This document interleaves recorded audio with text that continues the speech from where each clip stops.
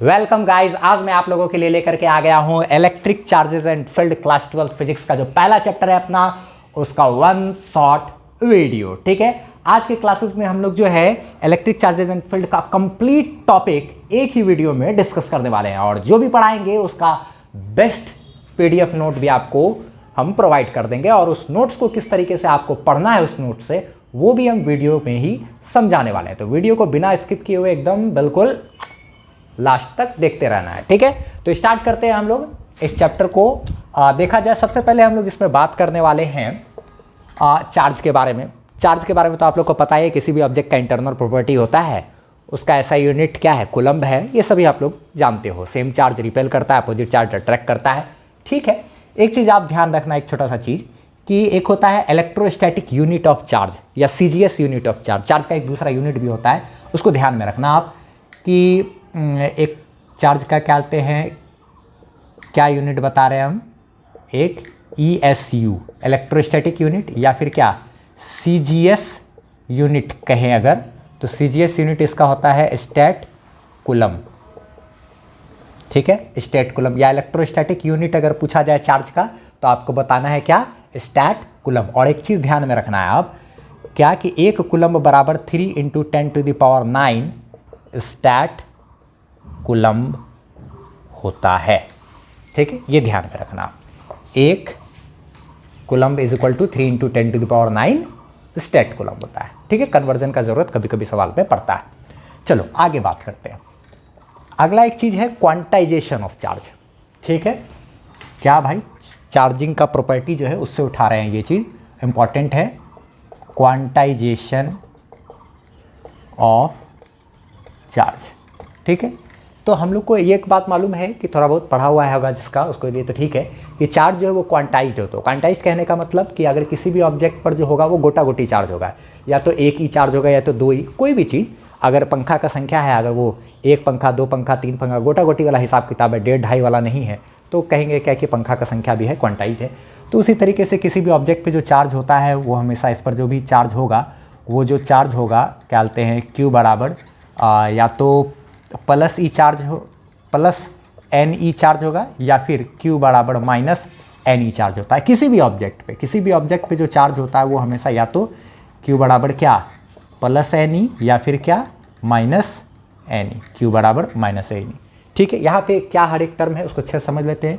जैसे कि अगर मान लो ये एक ऑब्जेक्ट है, ये एक ऑब्जेक्ट क्या कर रहा है भाई कि 5 इलेक्ट्रॉन बाहर निकाला। कितना इलेक्ट्रॉन्स बाहर निकाला, ये 5 इलेक्ट्रॉन।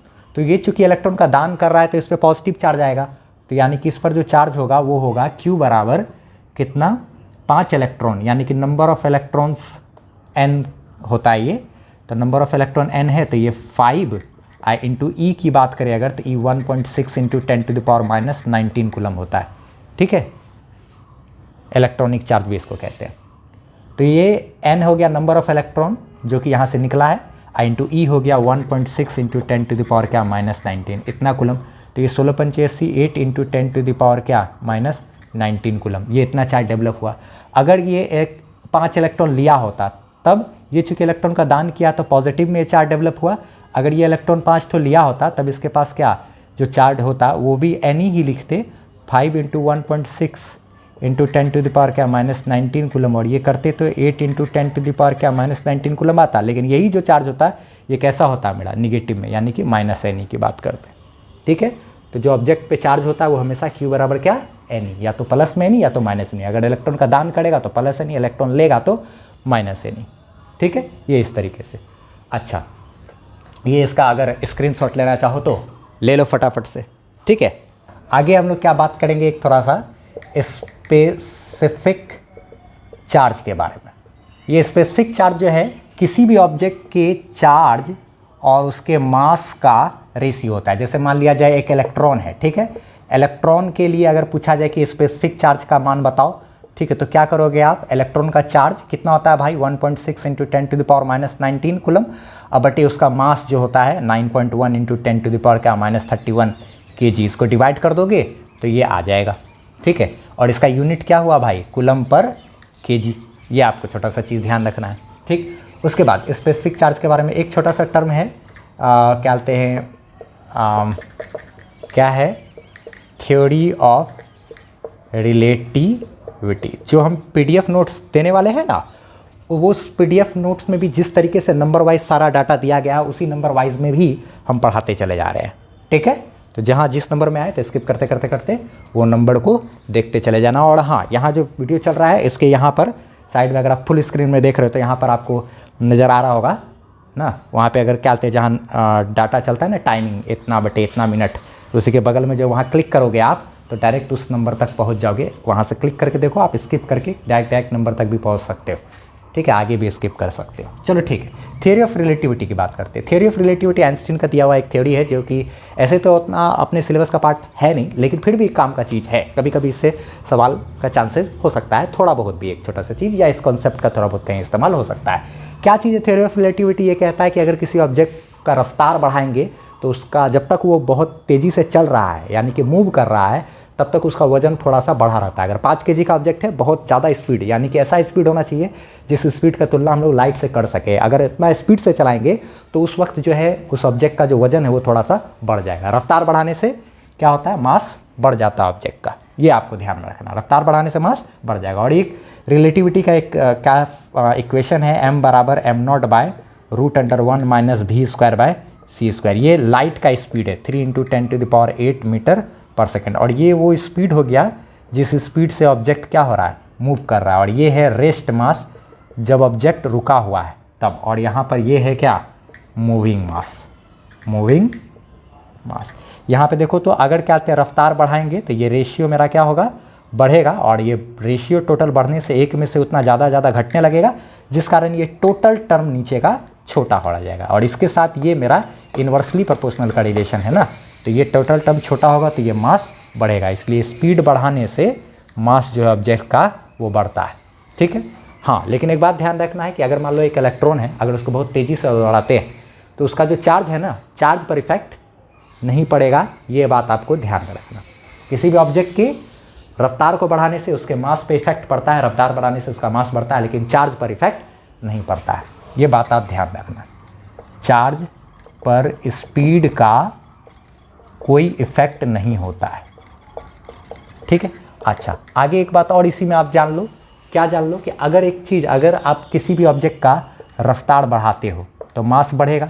मास बढ़ेगा तो देखो, तो इस मास के बढ़ने से स्पेसिफिक चार्ज और मास में उल्टा रिलेशन है, तो ये घटेगा। तो स्पेसिफिक चार्ज, ऑब्जेक्टिव क्वेश्चन यहाँ से बन सकता है कि अगर किसी ऑब्जेक्ट का, इलेक्ट्रॉन का, अगर हम लोग स्पीड बढ़ाते हैं तो उसका स्पेसिफिक चार्ज पर क्या इफेक्ट पड़ेगा, नहीं ना। चार्ज पर क्या इफेक्ट पड़ेगा भाई, तो कोई इफेक्ट नहीं। मास पर क्या इफेक्ट पड़ेगा, तो रफ्तार बढ़ाने से मास बढ़ेगा। लेकिन स्पेसिफिक चार्ज रफ्तार बढ़ाने से घटता है, क्योंकि रफ्तार बढ़ाने से मास बढ़ेगा, मास के साथ इसका उल्टा संबंध है।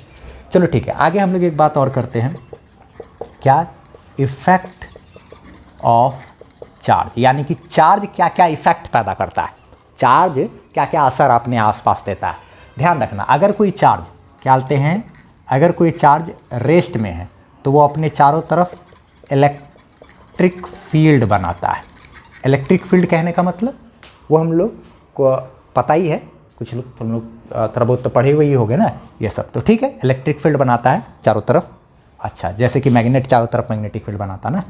बी नंबर, अगर बात करते हैं, अगर क्या बोलते हैं मूव कर रहा है, मूविंग विथ कांस्टेंट वेलोसिटी, अगर कोई चार्ज कांस्टेंट वेलोसिटी से चल रहा है, यानी कि एक समान रफ्तार है उसका, और दिशा भी एकदम एक समान, एक ही दिशा में चल रहा है, एकदम बिल्कुल सीधा लाइन में एक ही दिशा में, न दिशा बदल रहा है, न ही स्पीड बदल रहा है, यानी कि कांस्टेंट वेलोसिटी से चल रहा है, तो उस स्थिति में अगर कौन, चार्ज, तो क्या करेगा, चार्ज के बारे में बातचीत हो रही है यहाँ पे। अगर चार्ज कांस्टेंट वेलोसिटी से चलता है तो अपने चारों तरफ इलेक्ट्रिक फील्ड भी बनाएगा, और क्या बनाएगा भाई, मैग्नेटिक फील्ड भी बनाता है, ये ध्यान रखना। और एक बात, अगर क्या बोलते हैं एक्सेलरेट कर रहा है चार्ज, एक्सेलरेट कर रहा है चार्ज, तब वो क्या करेगा, इलेक्ट्रिक फील्ड भी बनाएगा प्लस मैग्नेटिक फील्ड भी बनाएगा। क्योंकि चार्ज है तो इलेक्ट्रिक फील्ड बनाएगा ही, चल रहा है तो मैग्नेटिक फील्ड भी बनाएगा। और साथ ही साथ क्या होगा कि ईएम वेव भी जनरेट करेगा। अगर एक्सेलरेट कर रहा है, एक्सेलरेशन मतलब सर्कुलर मोशन भी हो सकता है, चलते चलते अपना दिशा उसा बदल रहा है या रफ्तार बदल रहा है, तब भी ऐसे स्थिति में क्या करता है, ये EM वेव भी, EM वेव यानी कि इलेक्ट्रोमैग्नेटिक वेव भी जनरेट करेगा, इलेक्ट्रिक फील्ड भी बनाएगा, मैग्नेटिक फील्ड भी बनाएगा और इलेक्ट्रोमैग्नेटिक वेव भी जनरेट करेगा। कभी कभी सवाल ये पूछा जाता है कि अगर कोई चार्ज कांस्टेंट वेलोसिटी से चल रहा है तो वो कौन सा फील्ड बनाएगा, इलेक्ट्रिक फील्ड, मैग्नेटिक फील्ड कि इलेक्ट्रोमैग्नेटिक फील्ड या EM वेव। तो कांस्टेंट वेलोसिटी से चल रहा है तो इलेक्ट्रिक फील्ड, मैग्नेटिक फील्ड दोनों। तो जब इलेक्ट्रिक फील्ड और मैग्नेटिक फील्ड दोनों एक जगह रहे तो उसको इलेक्ट्रोमैग्नेटिक फील्ड भी बोला जाता है। ये आप ध्यान से समझ लो जरा सा। इसका स्क्रीनशॉट लेना चाहो तो ले लो फटाफट से। ये वीडियो नंबर 3 में हम लोग पढ़ाए हुए हैं, ठीक है, प्लेलिस्ट वगैरह में, उसी के अकॉर्डिंग हम सारा चीज़ चल रहा है, ठीक है। जरा सा देखा जाए मेथड ऑफ चार्जिंग के पे थोड़ा सा चर्चा कर लेते हैं। अगर किसी ऑब्जेक्ट को चार्ज करना है तो ठीक है, एक तो सिंपल मेथड होता है फ्रिक्शन वाला, जो सभी आप लोग पहचानते हो, ठीक है। ऐसे रब करेंगे तो क्या होगा, इसमें से इलेक्ट्रॉन निकल के इसमें चला जाएगा, हीट डेवलप होगा, और इसमें से इलेक्ट्रॉन इसमें चला जाएगा, और फिर क्या होगा, इलेक्ट्रॉन ही ट्रांसफ़र होता है हमेशा ना। इसमें से इलेक्ट्रॉन मान लो इसमें चला गया तो इसके पास पॉजिटिव चार्ज, ये इलेक्ट्रॉन लिया तो इस पर निगेटिव चार्ज, ये इस तरीके से होता है। रब करते हैं, यहाँ पे हीट डेवलप होता है, हीट डेवलप होने के बाद इस हीट को दोनों सरफेस अब्जॉर्ब करेगा, जिसका वर्क फंक्शन क्या कहते हैं कम रहता है, वो पहले ही इलेक्ट्रॉन निकाल देता है ना। वर्क फंक्शन मतलब कम से कम अमाउंट ऑफ एनर्जी जो किसी ऑब्जेक्ट को दिया जाए तो वो क्या कर सके, इलेक्ट्रॉन को बाहर निकाले। तो खैर क्या कहते हैं वो चार्जिंग बाय फ्रिक्शन है, लेकिन इसमें इंपॉर्टेंट है ये थोड़ा सा charging by induction. Charging by induction में क्या होता है, इसमें बिना किसी ऑब्जेक्ट को, जो न्यूट्रल ऑब्जेक्ट है उसको चार्ज नहीं, उसको बिना टच किए हुए ही हम लोग चार्ज कर देते हैं। तो क्या होता है चार्जिंग बाय इंडक्शन में कि जैसे मान लो अगर क्या कहते हैं ये एक बॉडी है, इसके पास प्लस माइनस ढेर सारा चार्ज है, ये एक कंडक्टर है, तो कंडक्टर में क्या कहते हैं डायपोल नहीं बनता है, यानी कि इस तरीके से पेयर में चार्ज नहीं होगा, मगर हाँ जितना पॉजिटिव उतना निगेटिव और सारा चार्ज फ्री है, कोई दिक्कत नहीं। इसको अगर हम चार्ज करना चाहते हैं, ये अभी क्या है भाई, न्यूट्रल है। न्यूट्रल का मतलब ये नहीं होता कि उसके पास निगेटिव और पॉजिटिव चार्ज में से कोई चार्ज नहीं हो। न्यूट्रल का मतलब ये होता है कि the amount of negative charge and the amount of positive charge both are same ना, यही इसका मतलब होता है ना, कि निगेटिव और पॉजिटिव चार्ज का मात्रा सेम है। तो जिसके मान लो इसके पास हम लोग क्या किए, कोई सा एक रड लेकर के आ गए, जैसे कि मान लो यहाँ पर पॉजिटिव क्या कहते हैं, या फिर मान लो निगेटिव रड लेकर के आ गए। तो जैसे ही निगेटिव रड लेकर के आएंगे क्या होगा, यहाँ पर ये जो ऑब्जेक्ट है इसमें का जितना भी निगेटिव चार्ज है सबको ये तो धक्का देगा, और जितना भी पॉजिटिव है उसको अपनी ओर खींचेगा, जिसकी वजह से माहौल कुछ ऐसा बन जाएगा कि नहीं, सारा निगेटिव को धक्का दे के इधर कर दिया और सारा पॉजिटिव को खींच करके इधर कर लिया। अब अर्थिंग कर देंगे, उसके बाद जैसे ही अर्थिंग करेंगे ये सारा इलेक्ट्रॉन ज़मीन में चला जाएगा और सिर्फ पॉजिटिव चार्ज यहाँ बचेगा, और बाद में ये रड को जब हटा लेंगे तो यही फाइनली यही पॉजिटिव चार्ज चारों तरफ इधर ऐसे फैल जाएगा। इसमें होता ये है कि यहाँ निगेटिव चार्ज होने के कारण यहाँ का कम वोल्टेज होता है। वोल्टेज का कॉन्सेप्ट अगले चैप्टर में पढ़ना है ना, इलेक्ट्रोस्टैटिक पोटेंशियल एंड कैपेसिटेंस में। यहाँ कम वोल्टेज, यहाँ का निगेटिव वोल्टेज और यहाँ का जीरो, तो लो से हाई की तरफ इलेक्ट्रॉन दौड़ जाता है, ये न्यूट्रल हो जाता है इधर का पोर्शन।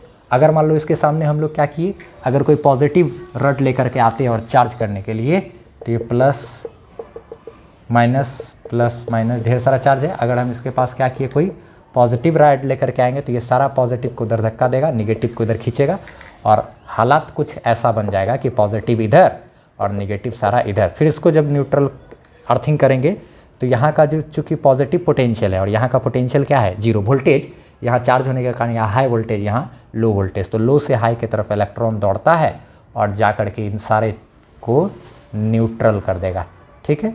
तो इधर सिर्फ बचेगा क्या, निगेटिव चार्ज, फिर सारा रड हटाएंगे तो ये निगेटिव चार्ज ऐसे फैल जाएगा। तो ये इस तरीके से हम लोग चार्जिंग बाय इंडक्शन इस्तेमाल करते हैं। इसमें जो है हम लोग क्या करते हैं कि एक कंडक्टर को चार्ज करते हैं, ठीक है, ये ध्यान में रखना है आप लोग को, ठीक है। अच्छा चलो, अब हम लोग आगे बात करते हैं थोड़ा सा सुपरपोजिशन प्रिंसिपल के बारे में, ठीक है। Superposition principle for electric force, ठीक है। इलेक्ट्रिक फोर्स के लिए प्रिंसिपल ऑफ सुपरपोजिशन, आगे चल करके इलेक्ट्रिक फील्ड के लिए भी बताएंगे अभी हम इसी वीडियो में, ठीक है।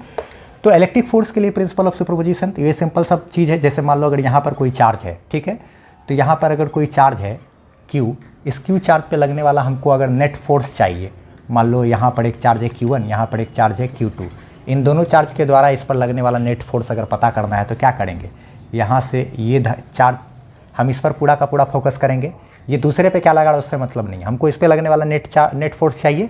तो ये पॉजिटिव चार्ज क्या करेगा, इसको मान लो इधर धक्का दिया, ये भी पॉजिटिव है अगर, तो ये इसको क्या करेगा, इधर धक्का देगा, तो इसके द्वारा इस पर फोर्स लगा कितना, F1। इसके और इसके बीच का फोर्स निकाल सकते हैं, K कूलम्ब्स लॉ पढ़े होगे, K इंटू पहला चार्ज इंटू क्या, दूसरा चार्ज बटे दूरी का स्क्वायर ना, इसके बीच का force K Q1 Q2 by R square, Coulomb's law में है जानकारी। अच्छा ठीक, हम लोग मेन बात करते हैं, ये चूंकि इसको इधर धक्का देगा, ये चूंकि इसको क्या करेगा, इधर धक्का देगा, F2 फोर्स, और इस फोर्स का दोनों का रिजल्टेंट होगा क्या, ये F नेट। तो सुपरपोजिशन प्रिंसिपल सिर्फ यही कहता है कि किसी एक चार्ज पर लगने वाला जो नेट फोर्स है बाकी सभी चार्ज के द्वारा, वो कैसे निकालेंगे, प्रत्येक चार्ज के द्वारा जो इस पर लगने वाला फोर्स है उन सभी फोर्स को क्या करेंगे, वेक्टर के तरीके से जोड़ेंगे, तो इस पर लगने वाला नेट फोर्स पता चलेगा। यानी कि सिंपल भाषा में अगर कहा जाए तो ये कि किसी एक चार्ज पे लगने वाला अगर नेट फोर्स पता करना है, तो बाकी चार्ज के द्वारा जितना फोर्स उस पर लग रहा है ना, ठीक है, उन सभी फोर्स को वेक्टर के तरीके से जोड़ दोगे तो इस पर लगने वाला नेट फोर्स पता चल जाएगा। ये एफ नेट का क्या फार्मूला हम लोग इस्तेमाल करेंगे, √F1 square plus F2 square plus 2F1 F2 और इन दोनों के बीच का एंगल कॉस थीटा। यही ना तरीका से निकाला जा सकता है, क्या है कि नहीं? ठीक है, इसका स्क्रीनशॉट लेना चाहो तो ले लो फटाफट से, लिए स्क्रीनशॉट। अब हम लोग जो है कूलम्ब्स लॉ के स्केलर फॉर्म पर बात करेंगे। ठीक है, तो वो तो सिंपल आप लोग को मालूम होगा। अगर मान लो यहाँ Q1 चार्ज है, यहाँ Q2 चार्ज है, दोनों के बीच की दूरी अगर R है, तो यहाँ पे अगर मान लो ये पॉजिटिव हो निगेटिव हो उससे कोई लेना देना नहीं है। यहाँ पे जो फोर्स लगेगा दोनों चार्ज के बीच में, वो जो फोर्स होगा उसका जो मान होगा मैग्नीट्यूड, यानी कि इस तरीके से लिखने का मतलब मैग्नीट्यूड, या फिर ऐसे सिंपली फोर्स का जो मान होगा वो होता है K into Q1 into Q2 upon क्या, R स्क्वायर। फोर्स कितना लगता है दोनों चार्ज के बीच में, K Q1 Q2 by R square. यहाँ पे चार्ज वगैरह को विदाउट साइन रखना है ना, साइन के साथ नहीं रखना भाई। हाँ, अगर हमसे पूछा जाए कि ठीक है साइन के साथ नहीं रखना, हमको अगर साइन वगैरह ऐसे सिर्फ दिशा बताने के लिए होता है, लेकिन यहाँ पे साइन को रखना नहीं है, स्केलर फॉर्म है ये। ठीक, जैसे अगर मान लो इस पर लगने वाला फोर्स हमको पता करना है, तो इसके द्वारा इस पर किधर फोर्स लगेगा, ये पॉजिटिव चार्ज इसको अपनी ओर खींचेगा, तो इस पर जो फोर्स लग रहा है वो किधर लग रहा है भाई, इधर लग रहा है। ठीक, इसके द्वारा, या फिर हाँ मतलब इधर फोर्स लगा, और इस पर किधर फोर्स लग रहा है, तो ये निगेटिव चार्ज इसको इधर खींचेगा, इस पर इधर फोर्स लग रहा है। ठीक है, तो -1 साइन उन सब कुछ दिशा बताने के लिए होता है। तो ध्यान रखना, यहाँ पे हम लोग को किसी तरह का कोई साइन वाइन नहीं रखना है। जितना भी ऐसा चीज़ पढ़ेंगे हम लोग जिसमें कि जो कि वेक्टर चीज़ है, जैसे कि फोर्स का फार्मूला वेक्टर है, ये इलेक्ट्रिक फील्ड का फार्मूला तो वेक्टर है ये, तो जो भी वेक्टर चीज़ होता है उसका जो फार्मूला होता है ना, उसमें हम लोग चार्ज का साइन नहीं लेना है हम लोग को। ठीक है, कभी भी, लेकिन स्केलर चीज़ का फार्मूला में अगर चार्ज हो ना तो उसमें चार्ज का साइन लेना है। ये बात ध्यान रखना, बहुत लोगों को कन्फ्यूजन होता है कि चार्ज का सब कब साइन लेना है, कब साइन के साथ नहीं लेना है, किस फार्मूला में चार्ज को साइन के साथ रखना है, किस फार्मूला में चार्ज को साइन के साथ नहीं रखना है, ये सब बहुत दिक्कत होता है। तो ये वेक्टर वाला चीज़ का फार्मूला है, यानी कि फोर्स एक वेक्टर है ना भाई, तो इसका फार्मूला जो है इसमें हम लोग चार्ज का साइन नहीं रखेंगे। ठीक है, इस पर रख लेना, इसके द्वारा ये इसको इधर खींचेगा, इधर फोर्स, इसके द्वारा इस पर जो फोर्स लगेगा वो इधर लगेगा। तो इन दोनों के बीच जो फोर्स लगता है वो होता है K Q1 Q2 बाय क्या, R स्क्वायर। ठीक है, यहाँ पे K जो है इस K का मान होता है कितना, तो 9 into 10⁹ into Q1 into Q2 upon क्या, R स्क्वायर। यहाँ दोनों के बीच में क्या है, एयर है या फिर वैक्यूम है, एयर या वैक्यूम या कुछ नहीं है। ठीक है, तब इतना फोर्स लगेगा। ठीक है, ये एक बात आपको ध्यान में रखना। और एक बात, ये चीज़ तो आपको मालूम ही होगा। फिर उसके बाद इसी K को ना लोग ऐसे भी लिख सकते हैं, 1/4πε0 इंटू Q1 Q2 अपॉन क्या, R स्क्वायर। यहाँ पे एक बात ध्यान रखो, 1/4 और पाई का वैल्यू तो 3.14 होता है, ये ठीक है, लेकिन ये होता है permittivity of free space, permittivity of free space और एयर और वैक्यूम। अरे वाह, कितना लंबा चला गया। खैर, ये एयर या वैक्यूम का जो क्या कहते हैं फ्री स्पेस जो बीच में है उसका परमिटिविटी आता है, यानी वो ये बताता है कि कितना क्या कहते हैं इन दोनों के बीच का जो मीडियम है या वैक्यूम है, एयर वगैरह है, वो कितना क्या कहते हैं परमिशन दे रहा है फोर्स लगने के लिए, ये इस तरीके का। और इसका जो वैल्यू होता है वो होता है 8.85 इंटू 10⁻⁻12। ठीक, इसका यूनिट हम लोग बना सकते हैं, चूँकि F बराबर ये है, F ये इधर चला जाएगा, ये इधर चला जाएगा, ये इधर हो जाएगा, तो कूलम्ब स्क्वायर पर न्यूटन मीटर स्क्वायर इसका यूनिट हो सकता है। ठीक है, दो चार्ज के बीच में एयर था, तो एयर का परमिटिविटी डाल दिए। कोई दूसरा मीडियम होगा तो उस दूसरे मीडियम का परमिटिविटी डाल देंगे। और एक चीज़ क्या डालते हैं, क्या समझना है, एक हम लोग बात करेंगे अभी डाई इलेक्ट्रिक कांस्टेंट, और ये इम्पोर्टेंट चीज़ है, और रिलेटिव परमिटिविटी के बारे में। ठीक है, डाइलेक्ट्रिक कांस्टेंट या फिर यूँ कहें रिलेटिव परमिटिविटी के बारे में। तो क्या ये चीज़ है, ये टर्म समझते हैं। जैसे कि अगर यहाँ Q1 चार्ज है, यहाँ Q2 चार्ज है, दोनों के बीच की दूरी क्या है, R है।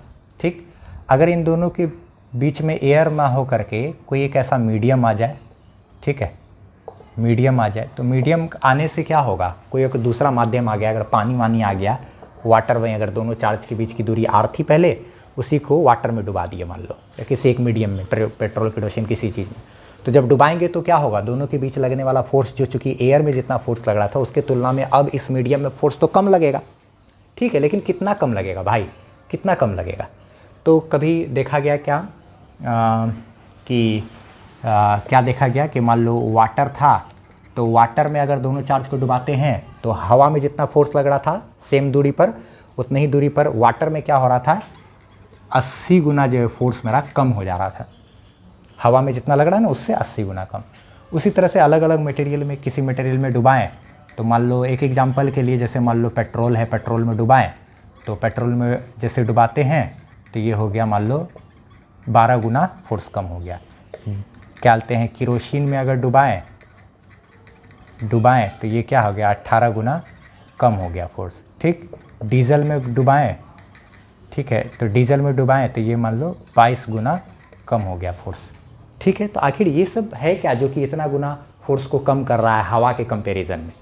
हवा में जितना फोर्स लग रहा था उसके तुलना में 80 गुना फोर्स कम लगने लगा वाटर के प्रेजेंस के कारण। तो ये जो है ना वाटर के प्रेजेंस के कारण।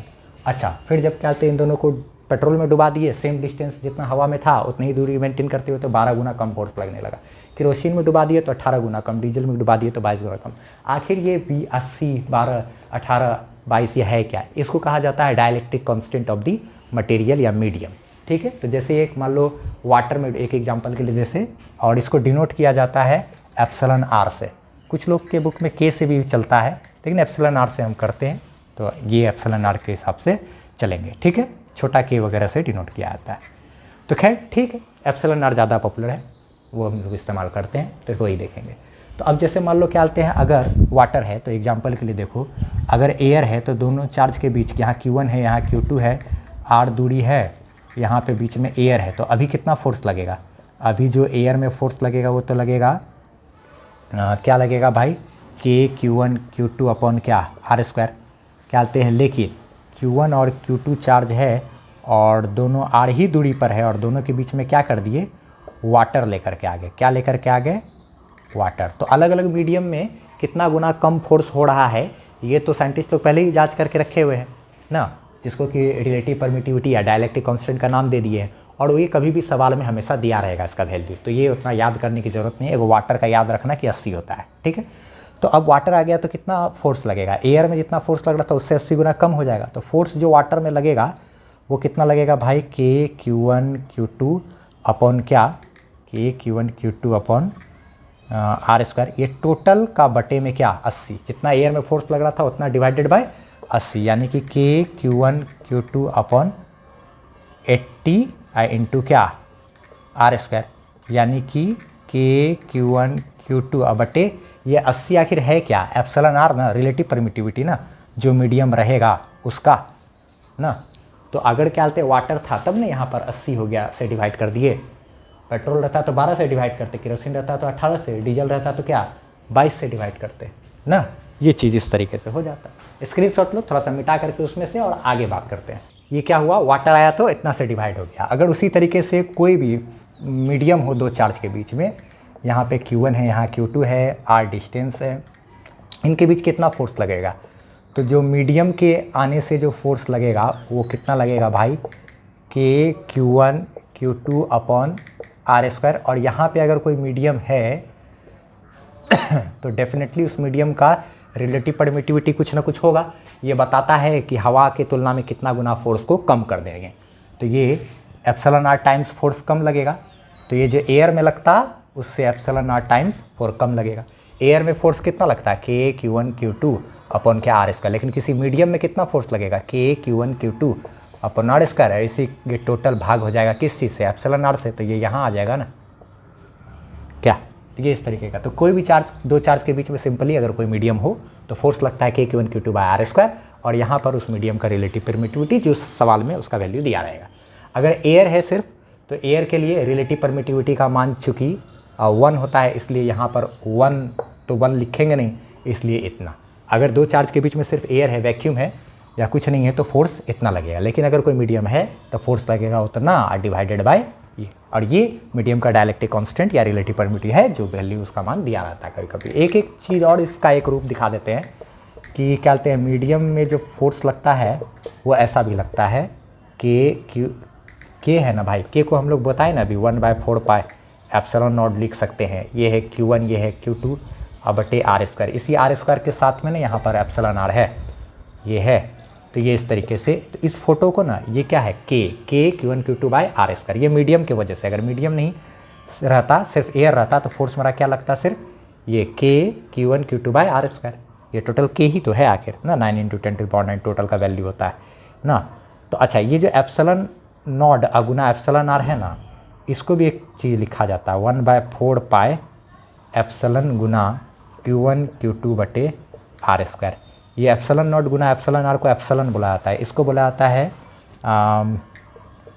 Permittivity of medium. मतलब कहने का क्या हुआ, जैसे कि क्या कहते हैं, अगर दो चार्ज के बीच में क्या है भाई, एयर है सिर्फ, तो जो फोर्स लगा Q1 और Q2 के बीच में, तो ऐसा बोल सकते हैं ना, ये ऐसे भी चलेगा सॉल्व, यहाँ तक भी करके छोड़ सकते थे, इस पे टॉपिक पे नहीं आते तब भी काम चल जाता। तो अगर एयर है तो कितना फोर्स लगा, फोर्स का फॉर्मूला क्या लिखे, 1/4 pi epsilon not into Q1 Q2 अब बटे क्या आर स्क्वायर।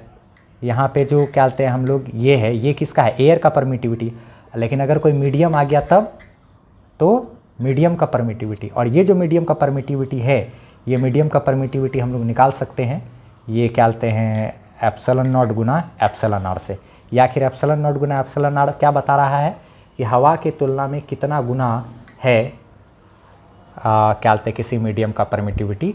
जैसे मान लो एयर का परमिटिविटी जो है ना 8.85 × 10⁻12, उसको अगर 80 से गुना कर दोगे, 80 से गुना कर दोगे, तो ये हमको वाटर का परमिटिविटी मिल जाएगा।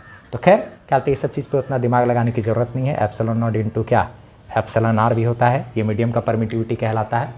तो खैर हमको अगर सवाल बनाना है तो सिर्फ इतना डाटा इस्तेमाल कर सकते हैं, ये वाला डाटा का इस्तेमाल करोगे आप, आपका काम ख़त्म हो जाएगा। ठीक है, स्क्रीनशॉट इसका लेना चाहो तो ले लो फटाफट से, PDF आपको मिलेगा ही, दिए, ठीक है। अब हम लोग जो है कूलम्ब्स लॉ का वेक्टर फॉर्म देखते हैं, वो पिछला स्केलर फॉर्म था। ठीक, तो वेक्टर फॉर्म में क्या होता है, जैसे मान लो अगर इसका उतना ज़्यादा इस्तेमाल होता नहीं है वैसे, ठीक, जैसे मान लो यहाँ पर अगर कोई आदमी बैठ गया और बैठ करके इस चार्ज के पास ही बैठ गया और उस चार्ज को देख रहा है, हमको इस पर लगने वाला अगर फोर्स की बात करेंगे तो क्या लिखेंगे, फोर्स ऑन 2 ड्यू टू 1, यानी कि F21 को क्या पढ़ेंगे, फोर्स ऑन 2 क्या पढ़ेंगे, फोर्स ऑन 2 ड्यू टू 1।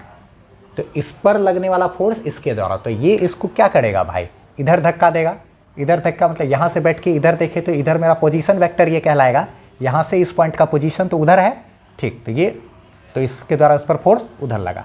तो जो फोर्स ऑन 2 ड्यू टू क्या है 1, पहला वाले चार्ज के द्वारा जो दूसरे पर जो फोर्स लगेगा वो लगेगा तो के Q1 Q2 अपॉन क्या आर स्क्वायर ही लगेगा। लेकिन हमको ना इसमें एक डायरेक्शन देने की जरूरत है। डायरेक्शन का मतलब ये दिशा बताना पड़ेगा कि इसके द्वारा इस पर जो फोर्स लग रहा है वो उधर लग रहा है। वो उधर का मतलब ये पोजीशन वेक्टर से हम लोग दिखला सकते हैं यूनिट वेक्टर के मदद से। ठीक है, इसका कॉन्सेप्ट अगर आपको दिक्कत हो तो आप क्या कहते हैं यूट्यूब पर सर्च कर सकते हो vector form of Coulomb's law by एमनवर्थ, तो आपको वीडियोस भी अच्छा तरीके से मिल जाएगा। चलो ठीक है, इसमें 11th का कॉन्सेप्ट वगैरह थोड़ा लगता है ना, इसलिए दिक्कत आता है यूनिट वेक्टर का कॉन्सेप्ट। तो ये जो है ये क्या है, इस दिशा में है, यहाँ से इस पॉइंट का पोजीशन इस तरफ, इससे हम लोग एक यूनिट वेक्टर बना लेंगे जो हमको इसका दिशा देगा ना। यूनिट वेक्टर क्या कहते हैं बनाया जा सकता है, अगर किसी वेक्टर को उसके वेक्टर में अगर हम उसके मैग्नीट्यूड से भाग दे दे तो हमको एक यूनिट वेक्टर मिलेगा। ये यूनिट वेक्टर जो होता है ये आखिर जो है ना ये 2 1 ये है मेरा क्या, एक यूनिट वेक्टर है, ठीक है। ये यूनिट वेक्टर क्या होता है, हमको क्या बताता है कि दिशा सिर्फ बताने का काम करता है। यूनिट वेक्टर का मतलब होता है 1 टुवर्ड्स उतना, 1 टुवर्ड्स उतना। तो इसके द्वारा इस पर जो उधर फोर्स लगेगा वो लगेगा क्या बोलते हैं Q1 Q2 बाय इतना टुवर्ड्स उधर पोजीशन वेक्टर की तरफ। पोजीशन वेक्टर यहाँ से बैठ के इसका पोजीशन जो देख रहे हो तो उधर ही है ना, तो इसी से हम लोग क्या किए, उस वेक्टर में उसके मैग्नीट्यूड से भाग दिए तो हमको यूनिट वेक्टर ये मिल गया। इसीलिए क्या बोलते हैं ये इधर मल्टीप्लाई हो जाता है KQ1 Q2 अब आई क्या ये मल्टीप्लाई होके R³ इंटू इधर लिखा जाता है R21, ये इस तरीके से लिखा था। अगर कहीं देखने को मिला क्या बोलते हैं F12, ये उतना ज़्यादा इम्पोर्टेंट नहीं है, ठीक है, स्किप भी कर सकते हैं इसको। KQ1 Q2 अब आई क्या R³ ये F12 का मतलब फोर्स ऑन 1 ड्यू टू 2, इस पर लगने वाला फोर्स इसके द्वारा, वो तो इधर लगेगा ना, तो इसके बैठ के उधर देखेंगे तो यहाँ पे क्या करना है हमको, बस 1 2 कर देना, ये इस तरीके से, ठीक है, ये ध्यान रखना। चलो ठीक है, स्क्रीनशॉट इसका ले लो फटाफट से, ठीक है। वेक्टर फॉर्म उतना ज़्यादा भी चांसेस नहीं रहता उसका पूछने का, ऐसे भी उतना ज़्यादा, ठीक है। चलो यहाँ ध्यान दो चार्ज डिस्ट्रीब्यूशन पे, ठीक। चार्ज डिस्ट्रीब्यूशन पे बात करते हैं। एक होता है linear charge density, linear charge density पढ़ा होगा आपने। लीनियर चार्ज डेंसिटी लैम्डा से डिनोट करते हैं। जैसे कि अगर कोई रड है और क्या कहते हैं इस पर चार्ज डिस्ट्रीब्यूटेड है, इसके ऊपर टोटल चार्ज है Q और टोटल लेंथ है क्या इसका L, तो लीनियर चार्ज डेंसिटी हो जाता है चार्ज पर यूनिट लेंथ, यानी यूनिट लेंथ में इकाई लंबाई में जितना चार्ज होगा उसको लीनियर चार्ज डेंसिटी कहेंगे। किसी रड पे जो चार्ज दिया हुआ है वो चार्ज को उसके लंबाई से भाग दे देंगे तो हमको लीनियर चार्ज डेंसिटी मिल जाएगा। फिर एक होता है सरफेस चार्ज डेंसिटी, ठीक है। सरफेस चार्ज डेंसिटी को सिग्मा से डिनोट करते हैं। जैसे मान लो ये एक सरफेस है, इसके ऊपर क्या बोलते हैं ये टोटल चार्ज है मेरा Q और इसका जो एरिया है वो है क्या A, तो सरफेस चार्ज डेंसिटी होता है चार्ज बटे क्या area, charge per unit area हमको दे देगा। और एक होता है वॉल्यूमेट्रिक चार्ज डेंसिटी, ठीक है, वॉल्यूमेट्रिक चार्ज डेंसिटी, ठीक है। वॉल्यूमेट्रिक चार्ज डेंसिटी यानी कि जैसे मान लो ये एक तरीके से पूरा वॉल्यूम है, गोला है, उसके अंदर तक भी चार्ज है। मान लो सॉलिड है, कोई बैड कंडक्टर है तो बैड कंडक्टर के अंदर चार्ज होता है, कंडक्टर के अंदर तो नहीं, बैड कंडक्टर ही है, अंदर में भी चार्ज है मान लो, ठीक है। तो इसका क्या बोलते हैं वॉल्यूम जो है, वॉल्यूम है मान लो V और इसके अंदर जो चार्ज है वो चार्ज कितना है भाई Q है, तो इसका वॉल्यूमेट्रिक चार्ज डेंसिटी रो से डिनोट करते हैं, रो पढ़ते हैं इसको, charge by volume, charge per unit volume, इकाई वॉल्यूम में यूनिट वॉल्यूम में जितना चार्ज होगा उसी को वॉल्यूमेट्रिक चार्ज डेंसिटी कहते हैं, ठीक है। इसका स्क्रीनशॉट ले लो फटाफट से। अब थोड़ा इलेक्ट्रिक फील्ड स्ट्रेंथ देख लेते हैं। इलेक्ट्रिक फील्ड स्ट्रेंथ या यूँ कहें कि इलेक्ट्रिक फील्ड इंटेंसिटी या इलेक्ट्रिक फील्ड भी लोग बोलते हैं इसको, ठीक है। तो क्या जैसे हुआ कि अगर कोई चार्ज है तो चार्ज के चारों तरफ का जो एरिया है वो तो पहले इलेक्ट्रिक फील्ड कहलाता है। उसी इलेक्ट्रिक फील्ड में किसी भी खास पार्टिकुलर पॉइंट पर अगर हम लोग कोई भी दूसरा चार्ज को ला करके रखते हैं, मान लो क्या बोलते हैं 5 कूलम चार्ज ही है, उसको ला करके रखे या कोई भी चार्ज को ला करके रखते हैं, तो पर कूलम चार्ज पर कितना फोर्स लगेगा इस पॉइंट पर, वही कहलाएगा इस पॉइंट का इलेक्ट्रिक फील्ड इंटेंसिटी या इलेक्ट्रिक फील्ड स्ट्रेंथ। जैसे कि 5 कूलम चार्ज यहाँ रखे, 80 न्यूटन का इस पर फोर्स लगा, तो समझ गए कि इस P पॉइंट पर इलेक्ट्रिक फील्ड का जो स्ट्रेंथ है वो कुछ ऐसा है कि प्रत्येक कूलम चार्ज के लिए 16 न्यूटन का फोर्स लग रहा है, 16 न्यूटन का, तब ना 5 कूलम चार्ज पे 80 न्यूटन का फोर्स, तो पर कूलम चार्ज पे 16 न्यूटन का फोर्स। तो इस पॉइंट पर इलेक्ट्रिक फील्ड का जो स्ट्रेंथ है वो क्या हुआ, फोर्स पर यूनिट चार्ज। इस पॉइंट पर फोर्स पर यूनिट चार्ज के लिए कितना फोर्स लग रहा है वही इलेक्ट्रिक फील्ड का स्ट्रेंथ कहलाता है। तो इलेक्ट्रिक फील्ड का formula force per unit charge होता है। और ये चार्ज कौन सा है, ये वो चार्ज है जो यहाँ पे हम लोग रख रहे हैं, ठीक। इसको कहते हैं टेस्ट चार्ज, एक तरह से कह सकते हो टेस्ट चार्ज, यानी इलेक्ट्रिक फील्ड का ताकत पता करने के लिए जो रखते हैं चार्ज वो टेस्ट चार्ज। ये जो इलेक्ट्रिक फील्ड अपने आसपास बनाता है उसको कहा जाता है सोर्स चार्ज, उसको सोर्स चार्ज बोला जाता है, ठीक है। चलो एक ठीक है, आगे इलेक्ट्रिक फील्ड लाइंस का कॉन्सेप्ट तो आप लोग थोड़ा बहुत पढ़े ही होंगे ना, रिवीजन कर रहे हो ना वन शॉट, तो पढ़ा हुआ ही होगा कि पॉजिटिव चार्ज से इलेक्ट्रिक फील्ड लाइंस निकलता है, नेगेटिव पे आता है। खैर ठीक है, इलेक्ट्रिक फील्ड लाइंस के बारे में अभी हम लोग आगे चर्चा करेंगे। तो एक बात आप छोटा सा ध्यान रखना है कि अगर कोई पॉजिटिव चार्ज है सोर्स चार्ज, तो वो अपने चारों तरफ जो इलेक्ट्रिक फील्ड बनाएगा वो ऐसे बाहर की तरफ बनाता है, और अगर कोई निगेटिव चार्ज है, ठीक है, तो निगेटिव चार्ज इलेक्ट्रिक फील्ड अंदर की तरफ बनाता है। ये बात थोड़ा सा ध्यान रखना है। तो ऐसे भी ध्यान रखो, अगर मान लो ये इलेक्ट्रिक फील्ड है, यहाँ पे अगर कोई पॉजिटिव चार्ज रखेंगे तो रिपल्सन के कारण ये किधर इलेक्ट्रिक फील्ड की दिशा में जाएगा। अगर यहाँ कोई निगेटिव चार्ज रखेंगे तो अट्रैक्शन के कारण ये इलेक्ट्रिक फील्ड के उल्टा दिशा में जाएगा। अगर यहाँ पर भी पॉजिटिव चार्ज रखेंगे, यहाँ पे पॉजिटिव चार्ज रखेंगे तो ये उधर अट्रैक्शन के कारण क्या इलेक्ट्रिक फील्ड के दिशा में, और निगेटिव चार्ज रखेंगे तो रिपल्सन के कारण इलेक्ट्रिक फील्ड के उल्टा दिशा में। एक छोटा सा बात ध्यान रखना कि अगर मान लो कहीं पर भी ये इस तरीके से इलेक्ट्रिक फील्ड फैला हुआ है, विद्युत क्षेत्र ये इस तरीके से इलेक्ट्रिक फील्ड का दिशा उधर है, इलेक्ट्रिक फील्ड एक वेक्टर क्वांटिटी होता है, इलेक्ट्रिक फील्ड इंटेंसिटी भी एक वेक्टर क्वांटिटी है, इलेक्ट्रिक फील्ड स्ट्रेंथ भी बोले तो वो क्या है, एक वेक्टर क्वांटिटी है। तो इसमें अगर हम लोग यहाँ पर कोई पॉजिटिव चार्ज रखेंगे तो उस पर इलेक्ट्रिक फील्ड के दिशा में फोर्स लगता है, और अगर निगेटिव चार्ज रखेंगे तो उस पर इलेक्ट्रिक फील्ड के उल्टा दिशा में फोर्स लगता है। ये बात आप ध्यान रखना। क्यों? क्योंकि क्या कहते हैं हम E इक्वल टू क्या होता है F/Q, देयरफॉर F बराबर क्या हो गया QE ना। ये दोनों वेक्टर है, ये दोनों, अगर ये पॉजिटिव टर्म होगा चार्ज, टेस्ट चार्ज, तो इसका और इसका दिशा क्या हो जाएगा सेम। अगर ये निगेटिव टर्म होगा तो ये और ये दोनों वेक्टर का दिशा उल्टा हो जाएगा, फोर्स और इलेक्ट्रिक फील्ड का दिशा। तो पॉजिटिव चार्ज पर इलेक्ट्रिक फील्ड के दिशा में, निगेटिव चार्ज पर इलेक्ट्रिक फील्ड के उल्टा दिशा में फोर्स लगता है। ये बहुत ही इंपॉर्टेंट पॉइंट है, ठीक है। इसका स्क्रीनशॉट चाहो तो ले लो फटाफट से, लिए। अच्छा, एक चीज़ और देख लो, अगर क्या बोलते हैं मान लो कोई पॉइंट चार्ज है Q, इस Q चार्ज की वजह से R डिस्टेंस, यहाँ पर अगर हमको इलेक्ट्रिक फील्ड पता करना है तो कितना इलेक्ट्रिक फील्ड होता है KQ बाय क्या R², पता ही होगा ना क्या, ठीक है। स्क्रीनशॉट ले लो अब। देखा जाए जरा सा, ये 11 नंबर में हम लोग डिस्कस कर लिए, पॉइंट चार्ज के कारण इलेक्ट्रिक फील्ड KQ/R², ठीक है, ये सबको याद रहता है। फिर सुपरपोजिशन प्रिंसिपल की बात करते हैं इलेक्ट्रिक फील्ड के लिए। इलेक्ट्रिक फोर्स के लिए तो आपने पढ़ा है, अब इलेक्ट्रिक फील्ड के लिए प्रिंसिपल ऑफ सुपरपोजिशन देख लो आप। जैसे मान लो यहाँ पर एक चार्ज है Q1, यानी कि इसको ऐसा भी कह सकते हैं electric field due to multiple charges. तो ये Q1 चार्ज है मान लो, तो इसकी वजह से इस पॉइंट पर यहाँ पर कोई है पॉइंट P, इसकी वजह से यहाँ पर इलेक्ट्रिक फील्ड बनेगा। अगर मान लो यहाँ पर कोई एक चार्ज है मान लो Q2, तो इसकी वजह से भी यहाँ पर क्या होगा, इलेक्ट्रिक फील्ड बनेगा। और एक बात, ये भी पॉजिटिव चार्ज है, ये भी पॉजिटिव चार्ज, दोनों सोर्स चार्ज है बनाने वाला इलेक्ट्रिक फील्ड। तो ये जब यहाँ पे इलेक्ट्रिक फील्ड बनाएगा तो ये इसकी वजह से क्या करेगा, ये पॉजिटिव चार्ज खुद से दूर बनाता है, तो यहाँ पर दूर मान लो ये E1, और ये जब बनाएगा तो ये भी क्या करेगा, इस पॉइंट पर खुद से दूर बनाएगा, तो इलेक्ट्रिक फील्ड किधर बनाया ऐसे।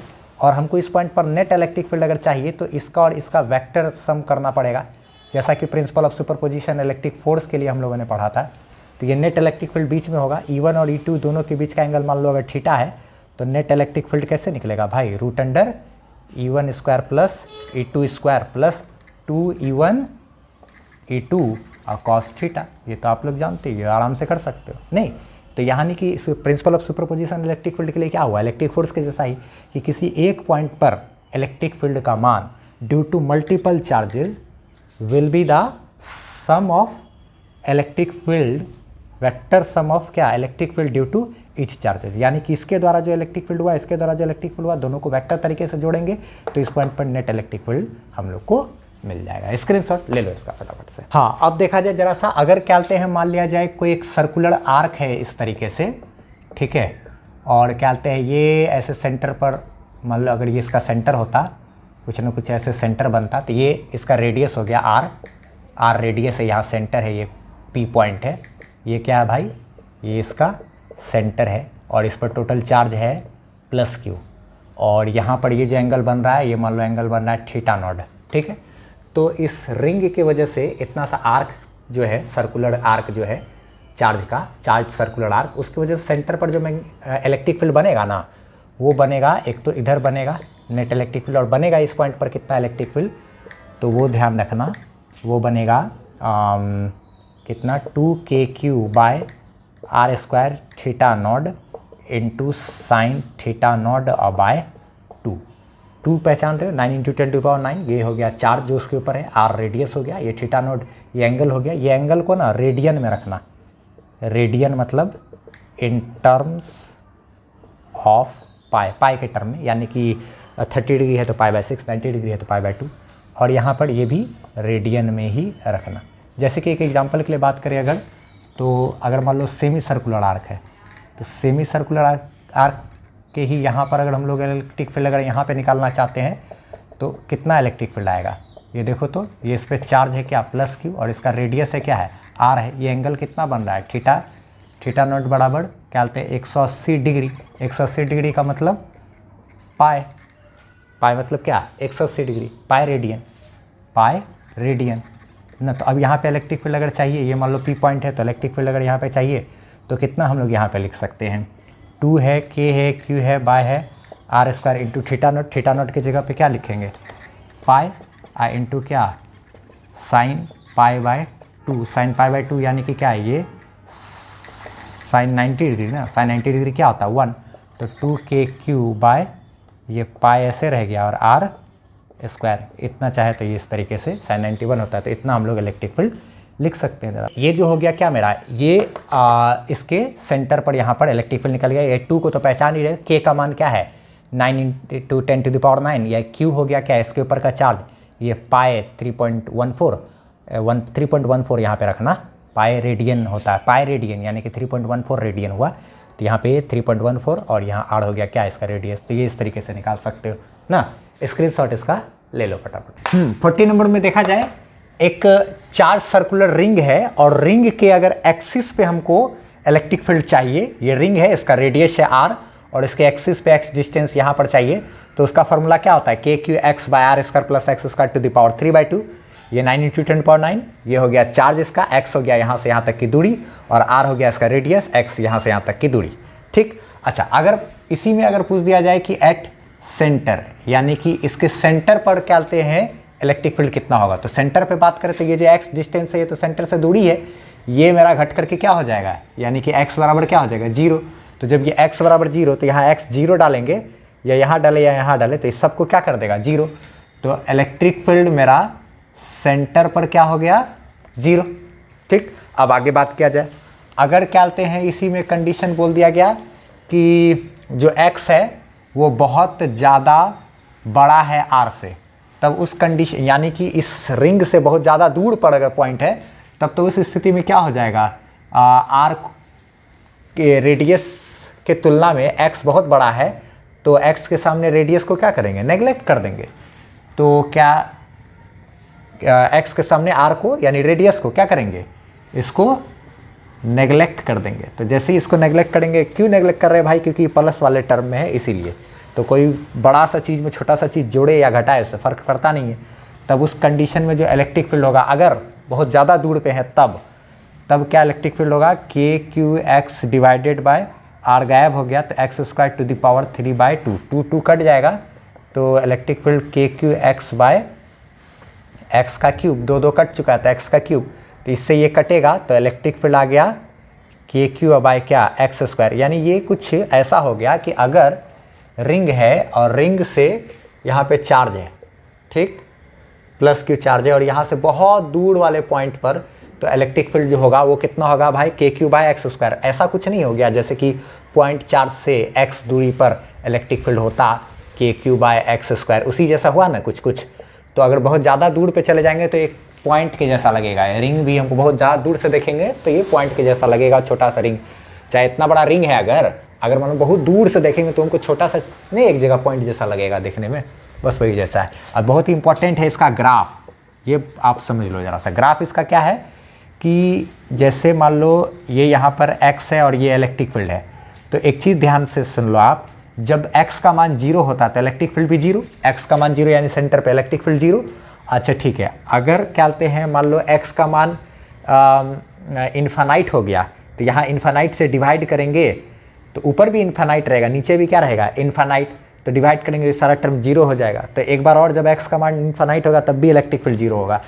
और इसी तरीके से ये ग्राफ बनेगा, ये x का मान कुछ दूर तक तो बढ़ेगा, उसके बाद एक समय के बाद फिर घटने लगेगा। मैक्सिमा मिनिमा का हिसाब किताब है, हम ग्राफ डायरेक्ट समझा देते हैं।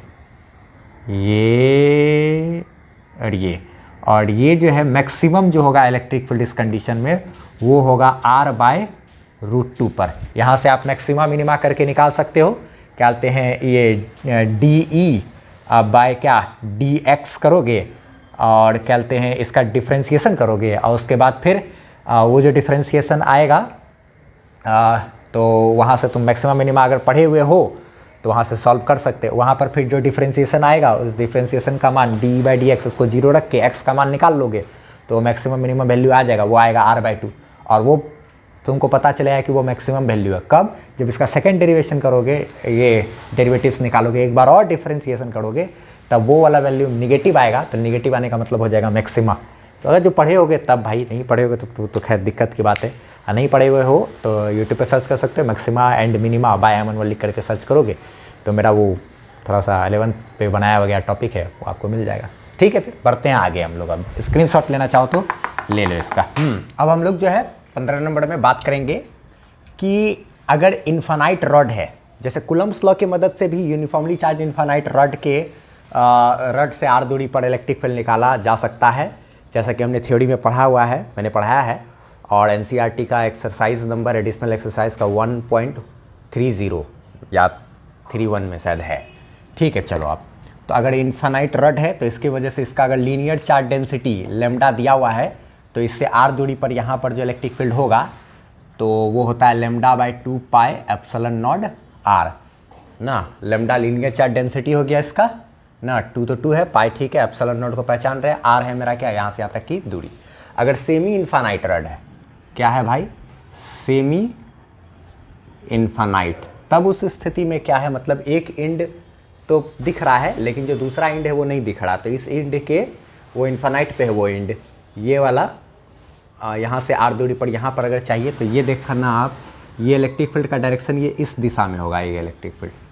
ठीक है, ये ऐसा होगा। और एक बात ध्यान रखना कि ये 45 तो ये भी क्या 45, और इधर जो इलेक्ट्रिक फील्ड होगा ये होगा lambda by 2√2 pi epsilon not r। ठीक है, चलो ठीक, इसका स्क्रीनशॉट ले लो। थ्योरी में अगर कहीं कोई दिक्कत हो तो प्लेलिस्ट बना हुआ है इलेक्ट्रिक चार्जेस एंड फील्ड का मेरा, तो उसमें टॉपिक वाइज किया हुआ है, नंबर इसी हिसाब से चल रहा है। ठीक है, उस नंबर का वीडियोस आपको देख लेना है एकदम एग्जैक्टली जा करके। ठीक है, आगे हम लोग इलेक्ट्रिक फील्ड लाइंस का प्रॉपर्टी और डायपोल पे बात करेंगे, उसके बाद फिर गॉस लॉ में जाएंगे और ख़त्म हो जाएगा।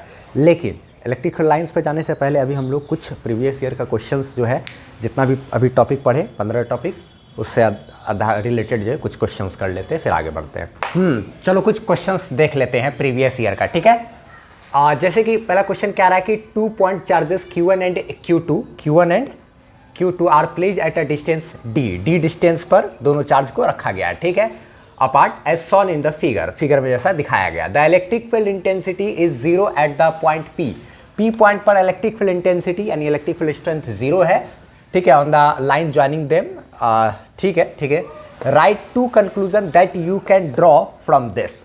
यहाँ पर आपको दो कंक्लूजन निकालना है कि अगर इस P पॉइंट पर इलेक्ट्रिक फील्ड 0 हो रहा है, इलेक्ट्रिक फील्ड का स्ट्रेंथ, तो यहाँ पर क्या क्या सिचुएशन होगा।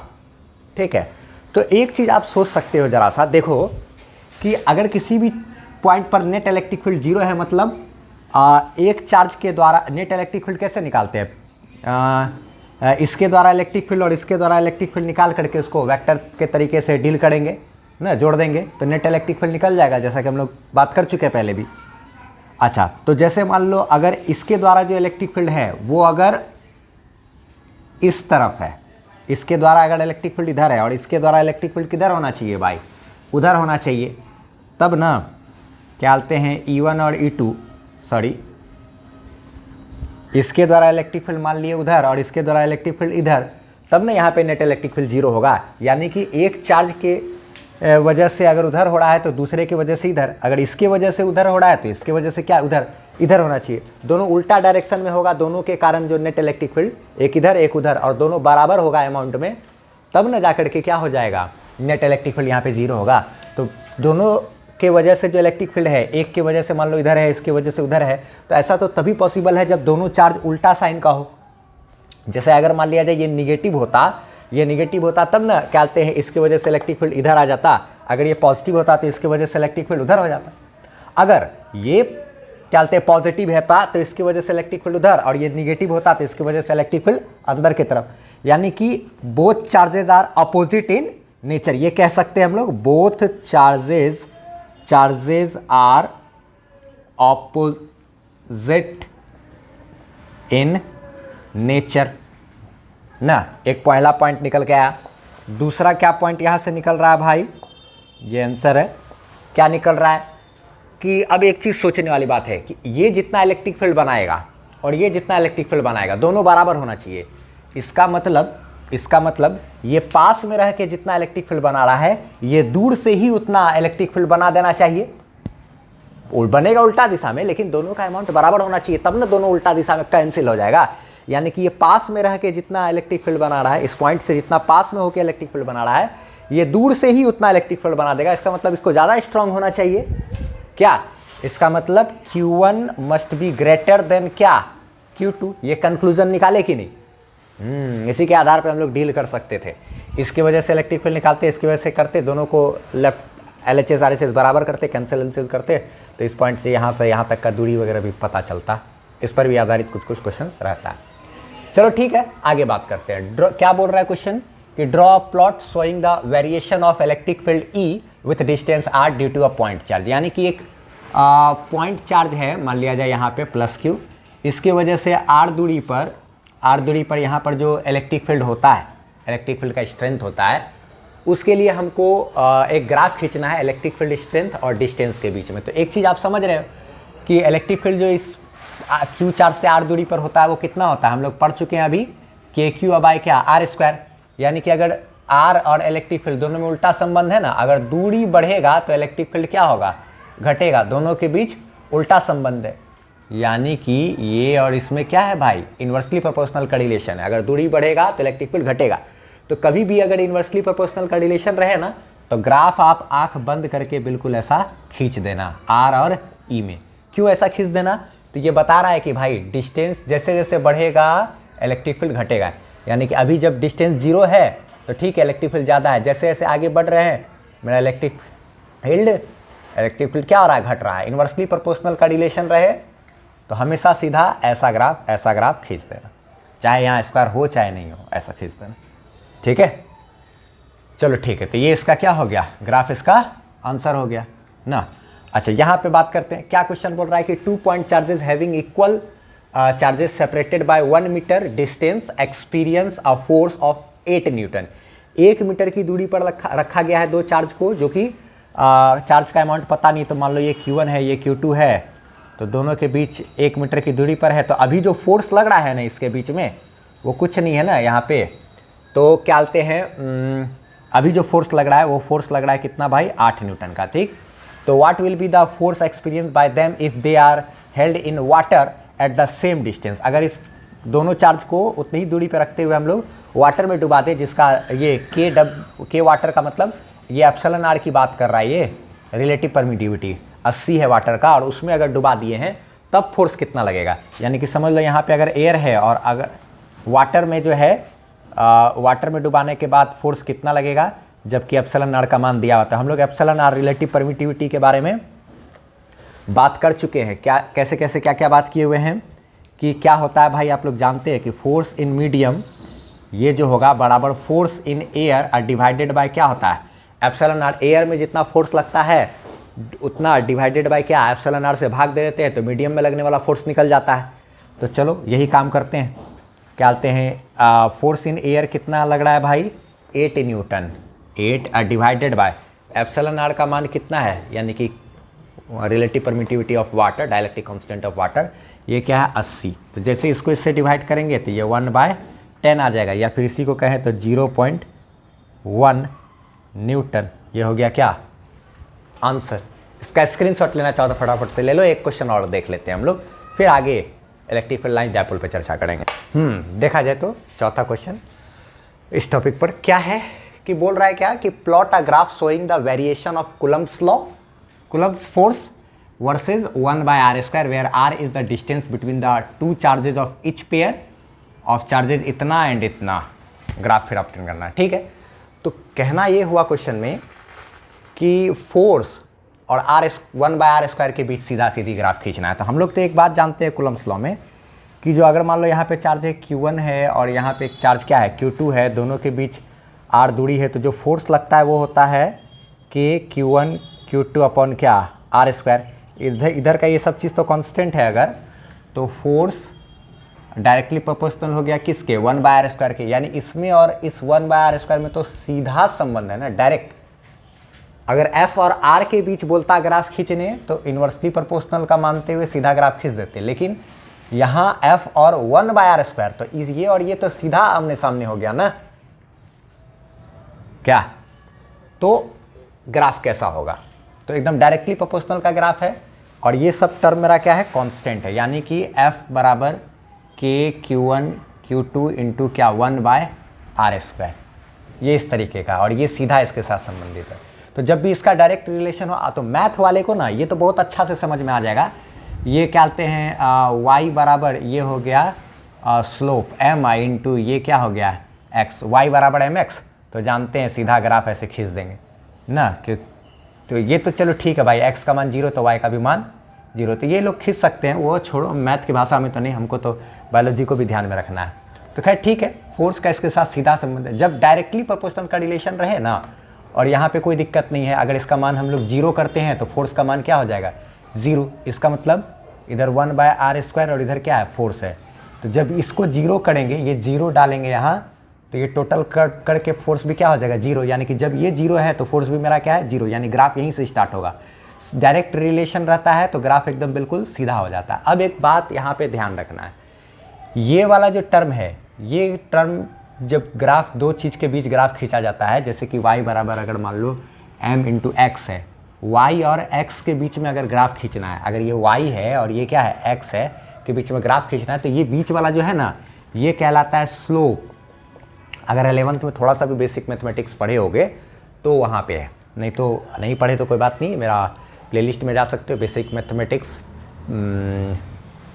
फॉर फिजिक्स क्लास 12 बाय एमनवर लिख करके सर्च करोगे तो अभी आ जाएगा, ठीक है, या फिर मेरे चैनल के प्लेलिस्ट में जा करके क्रिएटेड प्लेलिस्ट में खोजोगे तो आराम से मिल जाएगा वहाँ। तो जैसे ये सब ग्राफ के बारे में बताए हुए हैं, तो ये जो स्लोप है ना, तो ये स्लोप का मतलब होता है ढलान, यानी कि कोई भी ग्राफ है y और x के बीच का जो ग्राफ होगा वो कितना ढलान रखेगा वो चीज़ बताता है।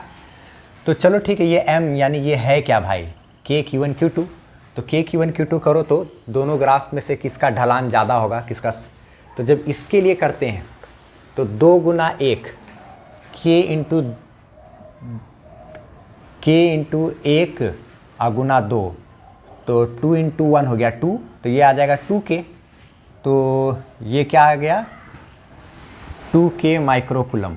ये किसके लिए आया, इसके लिए, और जब इसके लिए निकालेंगे तो यहाँ वाला जो टर्म है m, ये मेरा कितना आएगा क्या बोलते हैं K इंटू, इसमें तो मैग्नीट्यूड रखते हैं ना कुलम्स लॉ में, साइन तो रखते नहीं है, तो 1 गुना 3, 3 गुना 1 हो गया 3, 1 गुना 3, 1 गुना 3 गुना ये क्या K, तो मल्टीप्लाई होकर 3K, तो 3K माइक्रोकुलम। तो ये चूँकि ज़्यादा है तो इसका जो ढलान होगा, ये जो स्लोप कहते हैं वो ज़्यादा होगा। तो दो ग्राफ यहाँ से ड्रॉ करेंगे, एक तो ये जो ग्राफ होगा ये कम वाला, ये इसका हो जाएगा 1 माइक्रोकुलम कॉमा 2 माइक्रोकुलम का, ये इंटरप्रेट करना था, मतलब दिखलाना था उसमें सब कुछ सारा चीज़। अच्छा, इसके बाद क्या था, ये वाला का ज़्यादा आ रहा है ये गुणनफल स्लोप, तो इसका ढलान ज़्यादा होगा, तो ये हो गया 1 माइक्रोकुलम कॉमा -3 माइक्रोकुलम का ये ग्राफ हो गया। ये इस तरीके से हम लोग आंसर ड्रॉ कर सकते थे, ये ग्राफ बना देंगे, ये और ये यहाँ पे मेंशन कर देंगे, स्क्रीनशॉट ले लो इसका फटाफट से, ठीक है। आगे बात करते हैं, अब हम लोग इलेक्ट्रिक फील्ड लाइंस पर चर्चा करेंगे, फिर डायपोल का कॉन्सेप्ट करेंगे, फिर कुछ क्वेश्चंस करेंगे, फिर गॉस लॉ में जाएंगे। अब हम लोग जो है बात करेंगे क्या इलेक्ट्रिक फील्ड लाइंस के बारे में, ठीक है। इलेक्ट्रिक फील्ड लाइंस के बारे में आप लोग तो जानते होंगे थोड़ा बहुत भी, ये +Q चार्ज है -Q चार्ज है, ये लोग को पता रहता है ना, यहाँ से निकलता है और यहाँ पे जाता है, ठीक है, इस तरीके से निकलेगा यहाँ जाएगा। इसका कुछ प्रॉपर्टी है जो हम लोग को बात करना है। इसका प्रॉपर्टी एक आपको ध्यान रखना है कि अगर इलेक्ट्रिक फील्ड लाइंस है इस तरीके से, इसके किसी भी पॉइंट पर अगर हम लोग टेंजेंट खींचते हैं तो हमको वहाँ पर नेट इलेक्ट्रिक फील्ड मिल जाता है ना।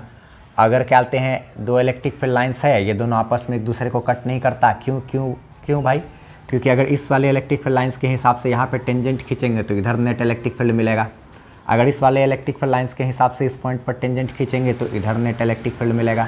तो एक ही पॉइंट पर नेट इलेक्ट्रिक फील्ड का दो direction,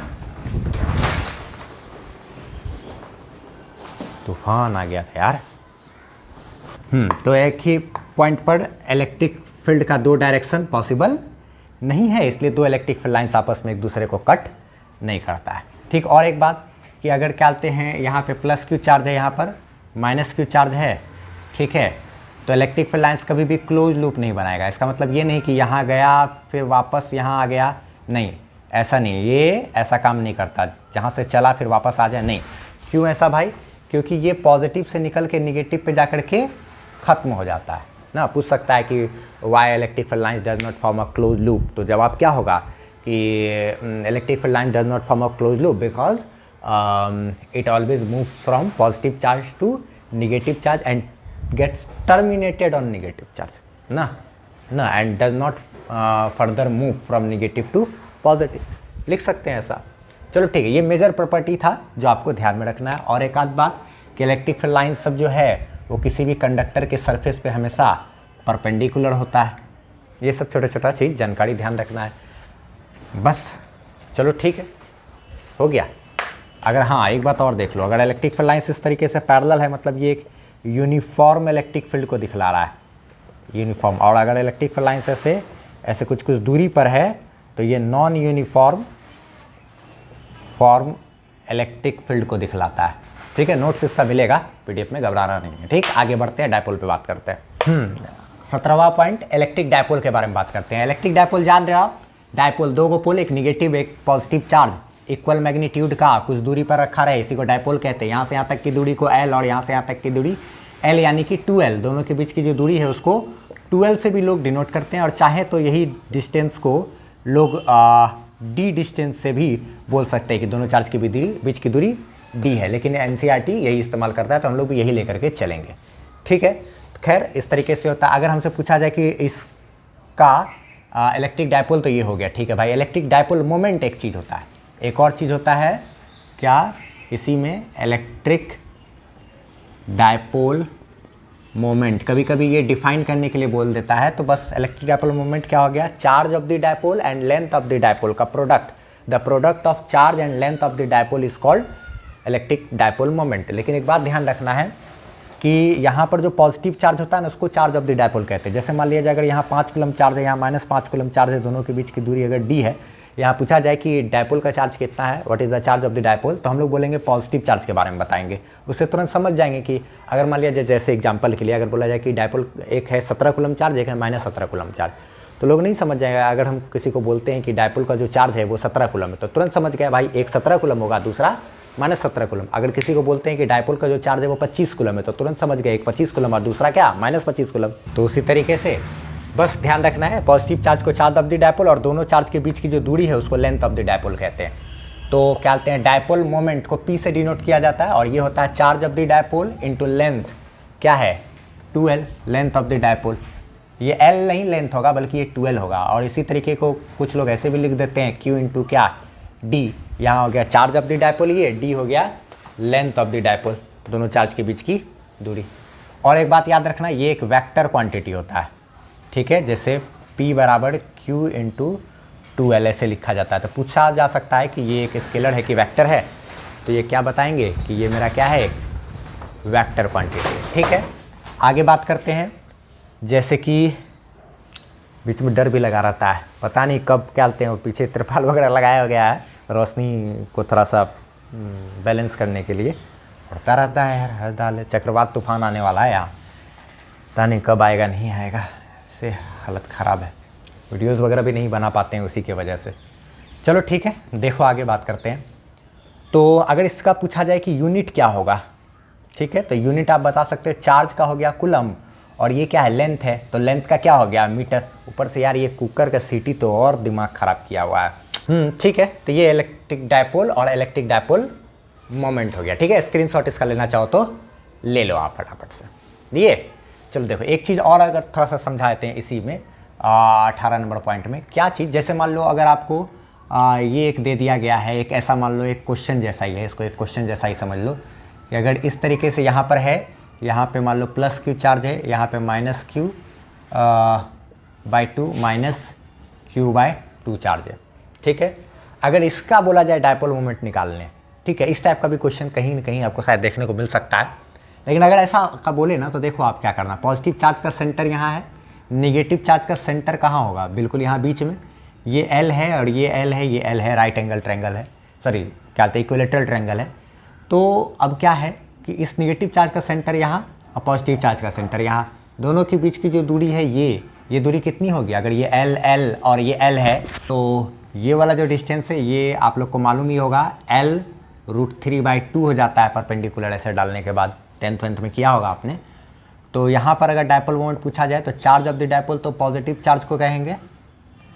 charge of the dipole क्या कौन सा होगा, positive charge into length of the dipole, length of the dipole sorry positive charge का सेंटर और निगेटिव चार्ज का जो सेंटर है दोनों के बीच की दूरी को लेंगे L√3/2। तो ये हो गया QL√3/2, ऐसा कर सकते हैं। यहाँ पे ध्यान रखना ये पॉजिटिव चार्ज और ये निगेटिव चार्ज का अमाउंट दोनों सेम है ना, इसको उसको जोड़ोगे तो क्या हो जाएगा, ये वाला और ये वाला जो अमाउंट है -Q/2 आएगा, तो -2Q/2 तो कट जाएगा, तो ये इधर -Q और उधर +Q, equal and opposite charges जैसा हो गया कि नहीं माहौल। ठीक है, लो स्क्रीनशॉट, आगे बात करते हैं हम लोग। देखा जाए जरा सा 19वां नंबर पॉइंट जो है उस पर हम लोग बात करेंगे कि ये जो डायपोल है -Q और +Q, ये जो डायपोल है लेंथ इतना, यहाँ से r दूरी पर, ये एक्सियल पॉइंट कहलाता है। यहाँ पर क्या होगा इलेक्ट्रिक फील्ड, और ये डायपोल के ऐसे बीच से सेंटर से सीधा परपेंडिकुलर यहाँ ये इक्वेटोरियल पोजीशन कहलाता है। इन दोनों जगह पे क्या इलेक्ट्रिक फील्ड होगा, एक चीज़ हम बताना भूल गए थोड़ा सा, ये देख लो आप, जैसे कि अगर निगेटिव चार्ज है पॉजिटिव चार्ज है तो डायपोल मोमेंट तो बताए charge of the dipole into क्या total length of the dipole, ये डायपोल मोमेंट तो कहलाता है। चूंकि ये वेक्टर क्वांटिटी है तो इसका मैग्नीट्यूड तो ये हो गया, लेकिन जो डायरेक्शन की बात करेंगे अगर तो डायपोल मोमेंट का जो डायरेक्शन होता है वो निगेटिव टू पॉजिटिव चार्ज होता है, निगेटिव टू पॉजिटिव चार्ज, यानी कि इधर से इधर, ये हो गया डायरेक्शन। खैर, तो निगेटिव से पॉजिटिव की तरफ उस दिशा में ही यहाँ पर हम लोग को अगर चाहिए इलेक्ट्रिक फील्ड, तो यहाँ पर जो इलेक्ट्रिक फील्ड होगा इस M पॉइंट पर वो होगा 2pk/r³, यानी कि k का मतलब क्या हो गया 1/4πε0। ये रिलेटिव परमिटिविटी नहीं, k यानी कूलम्स कांस्टेंट को दिखला रहा है, ये k इंटू क्या 2p/r³, ये जितना होता है यानी यहाँ पर उसका ठीक आधा होता है इसके इक्वेटोरियल पोजीशन पर, यानी कि इलेक्ट्रिक फील्ड N पॉइंट पर इक्वेटोरियल पोजीशन पर कितना होगा भाई, कितना होगा, ठीक इसका आधा, यानी इतना का आधा, यानी कि pk/r³। इसी को कह सकते हो k का मतलब 1/4πε0 इंटू p/क्या r³। यहाँ पे एक बात आपको नोट करके रखना है, क्या नोट करके रखना है कि इलेक्ट्रिक फील्ड जो होगा क्या कहते हैं M पॉइंट पर, वो होगा 2 गुना इलेक्ट्रिक फील्ड एट क्या N पॉइंट पर, यानी कि electric field at end on position यानी axial position is 2 times of the electric field on क्या इक्वेटोरियल पोजीशन या ब्रॉड ऑन पोजीशन भी इसको बोलते हैं। ठीक है, स्क्रीनशॉट इसका ले लो फटाफट से, ये थोड़ा सा एक्स्ट्रा पॉइंट है। ठीक, लिए स्क्रीनशॉट, आगे बात करते हैं फोर्स टॉर्क पे। देखा जाए जरा सा, अगर ये एक यूनिफॉर्म इलेक्ट्रिक फील्ड है, इसमें कोई डायपोल रखा हुआ है तो उस पर लगने वाला अगर इलेक्ट्रिक फोर्स की बात करें तो देखा जाए पॉजिटिव चार्ज पे अगर कोई चार्ज इलेक्ट्रिक फील्ड में रखा है तो उस पर फोर्स कितना लगता है F बराबर QE, और इस पर निगेटिव चार्ज है तो उल्टा दिशा में लगेगा इलेक्ट्रिक फील्ड के, और कितना लगेगा F बराबर QE। तो नेट फोर्स क्या हुआ, एक फोर्स उधर है एक फोर्स इधर है, दोनों बराबर है QE।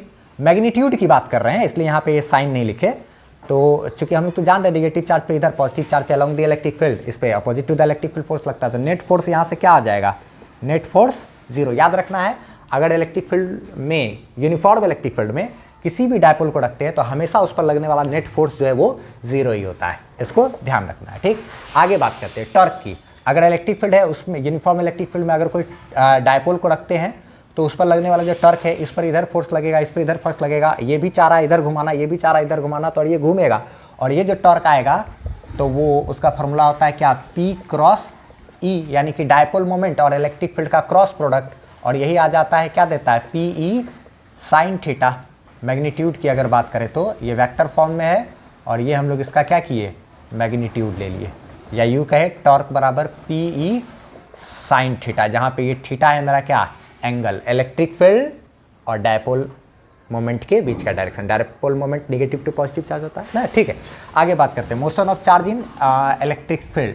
तो अगर मान लिया जाए ये इलेक्ट्रिक फील्ड इस दिशा में दिया हुआ है, हम लोग यूनिफॉर्म इलेक्ट्रिक फील्ड है, अगर किसी चार्ज पार्टिकल को फेंकते हैं, मान लिया जाए ये पॉजिटिव चार्ज पार्टिकल है, तो ये पॉजिटिव चार्ज पार्टिकल को जैसे उधर फेंकेंगे तो इस पर तो नीचे की तरफ फोर्स लगेगा, तो ये ऐसे करके इधर ऐसे जाएगा। अगर कोई नेगेटिव चार्ज को फेंकते हैं तो ये क्या होता है, ये ऐसे करके उधर जाता है। क्यों?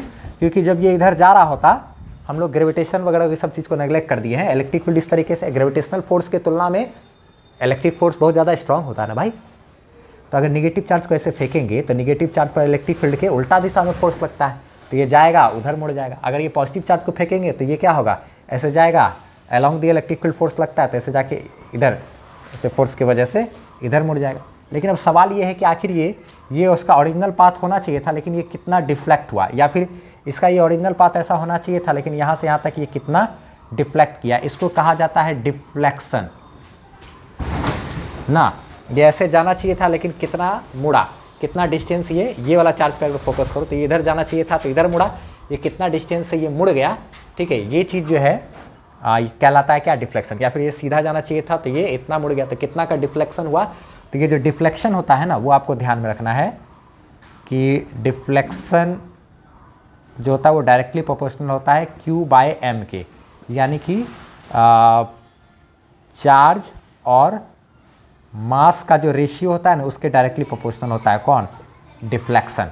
यानी कि अगर मान लिया जाए चार्ज और मास का कोई भी, एक इलेक्ट्रॉन को अगर हम फेंके और एक प्रोटॉन को अगर फेंके तो एक पॉजिटिव चार्ज है एक निगेटिव चार्ज है, उस चार्ज का साइन से कोई लेना देना नहीं है, ठीक, चार्ज के मैग्नीट्यूड से लेना देना है। अगर यहाँ पे पॉजिटिव चार्ज होता तो वो इलेक्ट्रिक फील्ड के दिशा में मुड़ेगा, निगेटिव चार्ज होगा तो वो इलेक्ट्रिक फील्ड की उल्टा दिशा में मुड़ेगा नहीं। लेकिन यहाँ पे सवाल ये है बस, लाइन कट गया ना, चलो ठीक है। देखो यहाँ पे क्या है सवाल बस कि डिफ्लेक्शन किसका ज़्यादा होगा, यानी कि कौन ज़्यादा डिफ्लेक्ट करेगा, कौन ज़्यादा मुड़ेगा। इसको कहते हैं गरीबी में आटा गीला हो जाना। खैर क्या करें, चलो मजबूरी है, थोड़ा सा सुविधा नहीं है, दिक्कत है। चलो देखते हैं। तो यहाँ पे क्या है, चार्ज और मास का रेशियो। तो एक इलेक्ट्रॉन को फेंके, सवाल हो सकता है कि एक यूनिफॉर्म इलेक्ट्रिक फील्ड में इलेक्ट्रिक फील्ड के परपेंडिकुलर अगर एक इलेक्ट्रॉन को फेंका जाए और एक प्रोटॉन को फेंका जाए तो कौन ज़्यादा डिफ्लेक्ट करेगा। तो इलेक्ट्रॉन का चार्ज और प्रोटॉन का चार्ज तो होता है सेम। रही बात मास की, तो मास जिसका कम होगा उसका डिफ्लेक्शन ज़्यादा होगा। मास और डिफ्लेक्शन में उल्टा रिलेशन। तो इलेक्ट्रॉन का मास कम होता है 9.1 × 10⁻31 और प्रोटॉन का 1.67 कुछ × 10⁻27। तो माइनस में 31 है ना इलेक्ट्रॉन में, तो इलेक्ट्रॉन का मास कम होता है तो उसके लिए डिफ्लेक्शन ज़्यादा होगा। अगर एक इलेक्ट्रॉन और प्रोटॉन दोनों को फेंका जाए तो इलेक्ट्रॉन ज़्यादा डिफ्लेक्ट करेगा एज़ कम्पेयर टू क्या, प्रोटॉन। प्रोटॉन की तुलना में इलेक्ट्रॉन ज़्यादा डिफ्लेक्ट करेगा। इसका स्क्रीनशॉट ले लो फटाफट से। अब लाइन आ गया है, देखते हैं जरा सा बात करते हैं।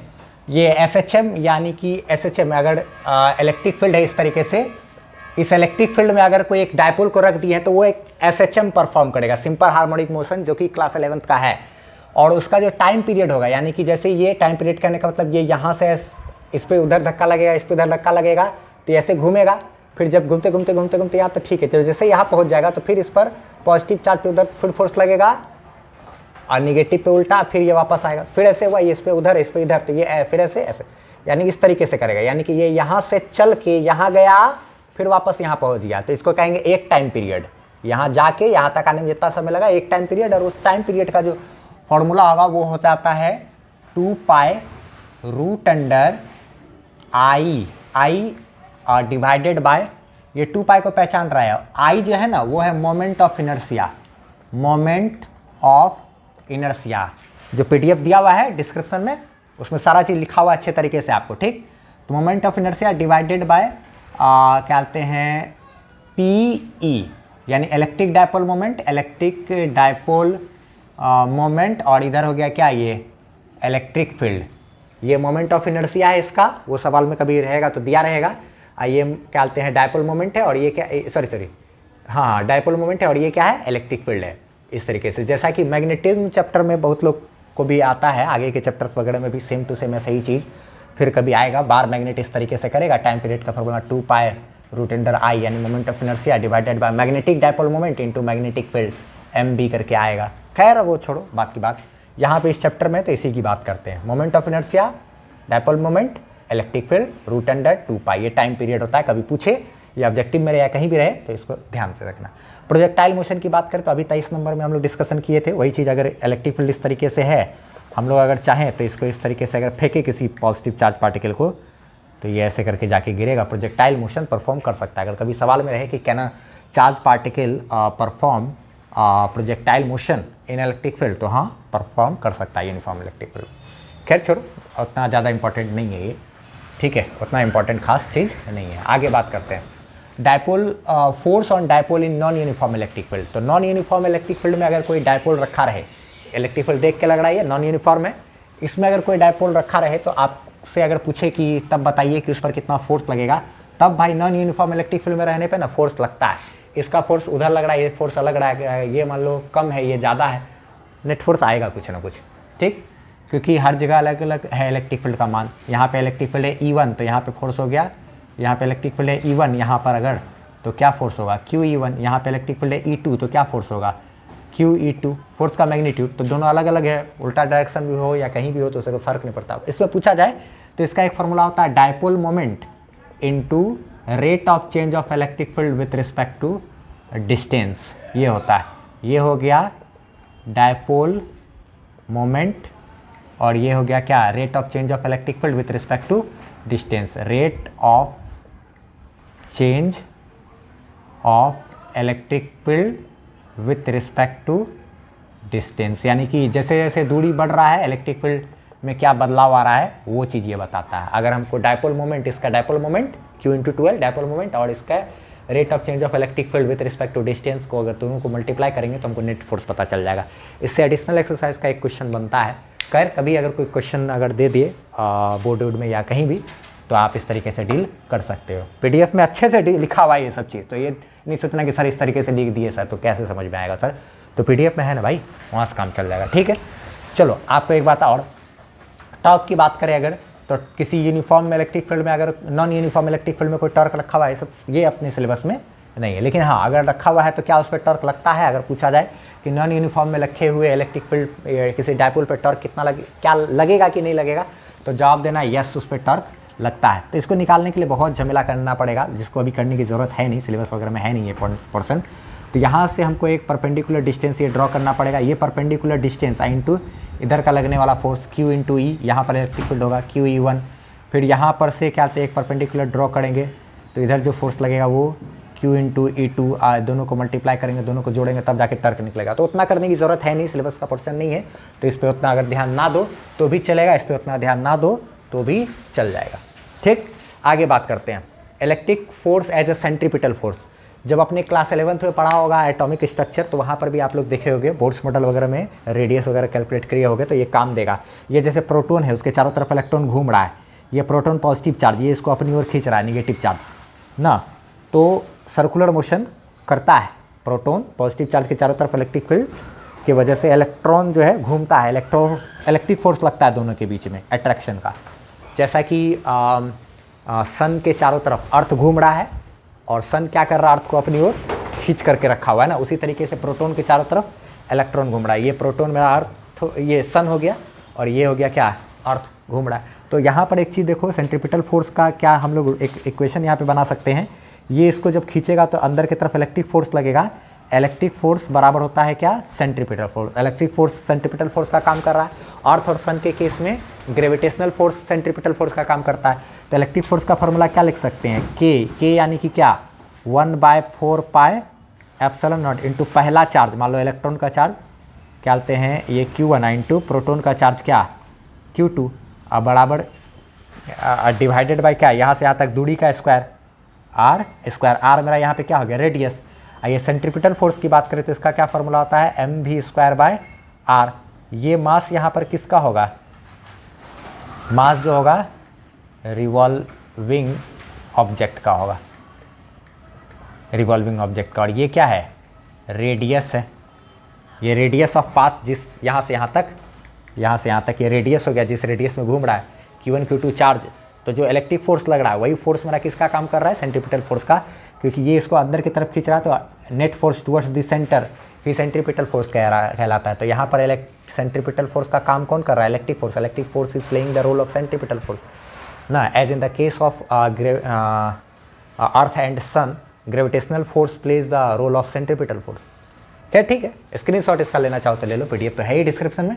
आगे बढ़ते हैं हम लोग, अब हम लोग जो है इसके बाद बात करने वाले हैं क्या, तो गॉस लॉ, फ्लक्स और गॉस लॉ और उसका एप्लीकेशन, बस खत्म हो जाएगा कहानी। अब हम लोग जो 28 के बाद 29 नंबर में बात करते हैं इलेक्ट्रिक फ्लक्स। क्या होता है इलेक्ट्रिक फ्लक्स, तो देखा जाए जैसे कोई दिया गया एरिया है, दिए गए एरिया से जितना इलेक्ट्रिक फील्ड लाइंस पास करता है बस उसी इलेक्ट्रिक फील्ड लाइंस के संख्या को कहते हैं इलेक्ट्रिक फ्लक्स।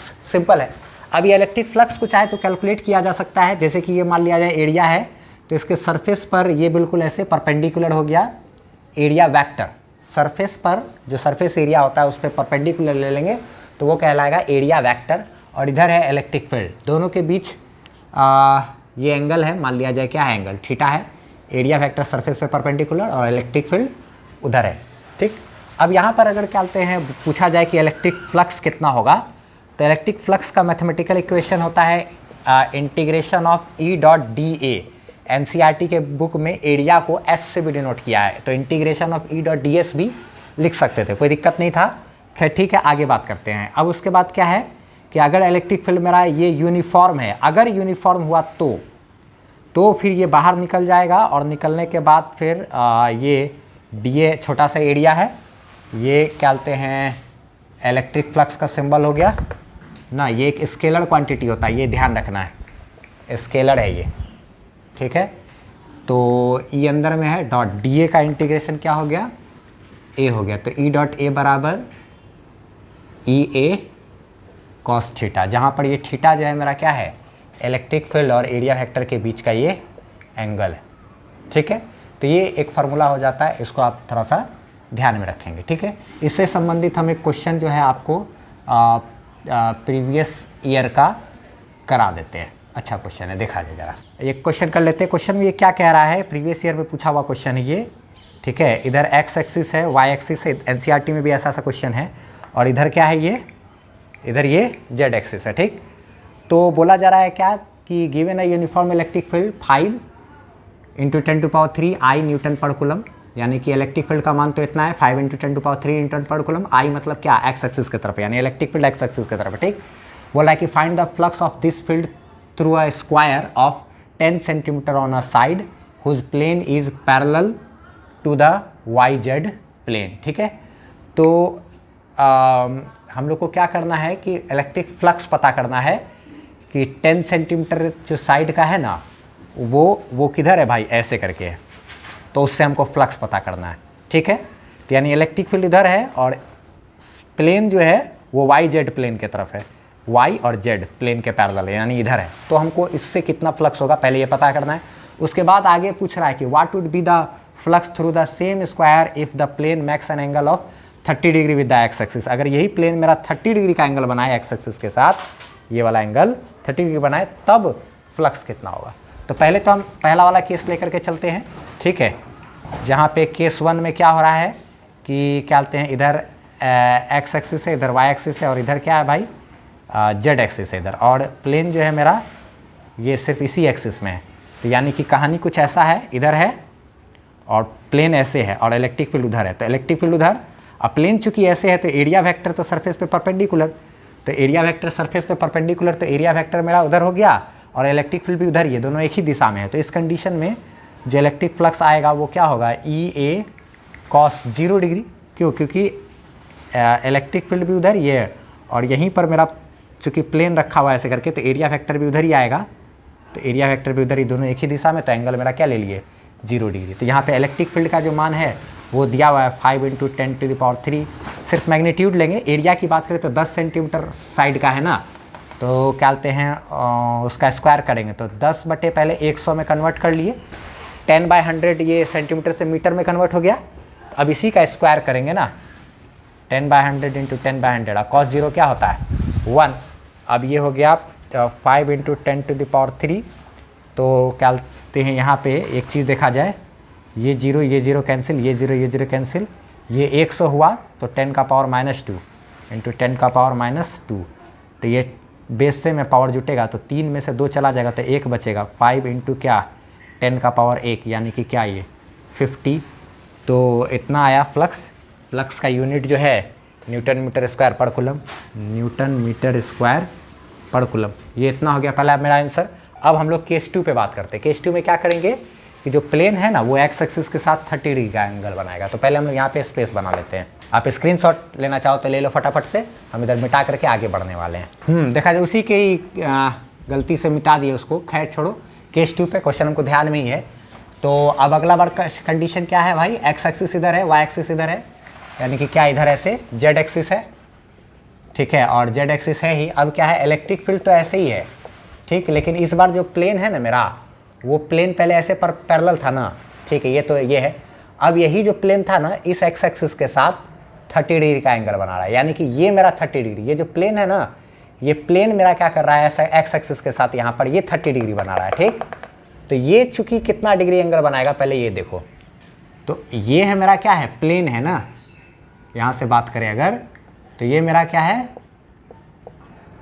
प्लेन है, ये है मेरा प्लेन। और एरिया वेक्टर तो इधर गया ना सरफेस पे परपेंडिकुलर, सरफेस पर ये जो परपेंडिकुलर था ऐसे हो गया तो, और यहाँ पे हो क्या रहा है ये है मेरा कितना 30 डिग्री, ये मेरा कितना है 30 डिग्री।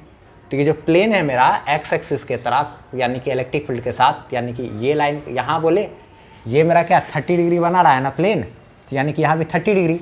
तो ये ट्रायंगल में ये तो मेरा 90 डिग्री होगा ना, तो ये 90 हो गया, ये 30 हो गया, ये 90 और ये क्या है 30 है, तो ये 90 ये 30, तो ये बाकी बचा ये मेरा कितना होगा भाई, ट्रायंगल जैसा बन रहा है 9 3 12 120 और क्या बोलते हैं 60, ये मेरा कितना हो गया 60 डिग्री, ये 60 डिग्री। तो ये देखो तो इलेक्ट्रिक फील्ड है ना, इलेक्ट्रिक फील्ड के साथ ये एरिया वेक्टर ये भी मेरा कितना 60 डिग्री। ये प्लेन मेरा 30 डिग्री बना रहा है ना 30 डिग्री, ये प्लेन पे परपेंडिकुलर है ये 90 डिग्री, तो ये 90 या 30 मेरा हो गया 120 और बाकी बचा ये 60, ये 60 ये भी 60। तो एरिया वेक्टर जो है और इलेक्ट्रिक फील्ड के बीच का एंगल यहाँ पे क्या है थीटा बराबर 60 डिग्री। तो अब यहाँ पे जो फ्लक्स कैलकुलेट करेंगे ई ए और कॉस कितना डिग्री 60 डिग्री।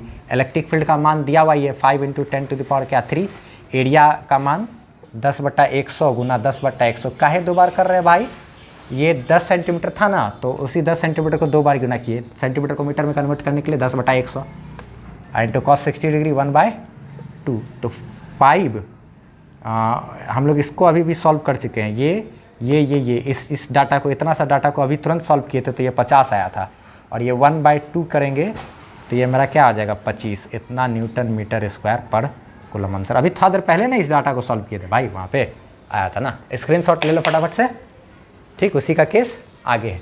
अब हम लोग बात करते हैं गॉस लॉ पर कि गॉस लॉ क्या होता है। तो देखा जाए ज़रा सा 30 नंबर होगा ना, तो देखा जाए गॉस लॉ क्या कहता है। गॉस लॉ का कहानी ये है कि जैसे फ्लक्स से ही रिलेटेड है, फ्लक्स का ये भी फार्मूला दिया जाता है गॉस लॉ के अंतर्गत भी, ये बंद डब्बा के लिए वैलिड होता है कि अगर मान लिया जाए किसी बंद डब्बे में अगर हम लोग कोई चार्ज रख दे तो ये चार्ज तो क्या करेगा इलेक्ट्रिक फील्ड लाइंस निकालेगा, यानी कि ये जो चार्ज इलेक्ट्रिक फील्ड लाइंस निकालेगा तो इस बंद डब्बे के अंदर में है ना, तो वहाँ से पास करेगा, तो पास करेगा इलेक्ट्रिक फील्ड लाइंस, तो वो हो गया फ्लक्स। तो जो फ्लक्स होगा इस बंद डब्बा से वो होता है फ्लक्स होता है गॉस लॉ के अकॉर्डिंग अंदर का चार्ज Q इनसाइड अब बटे क्या एप्सिलॉन नॉट। एकदम सिंपल है।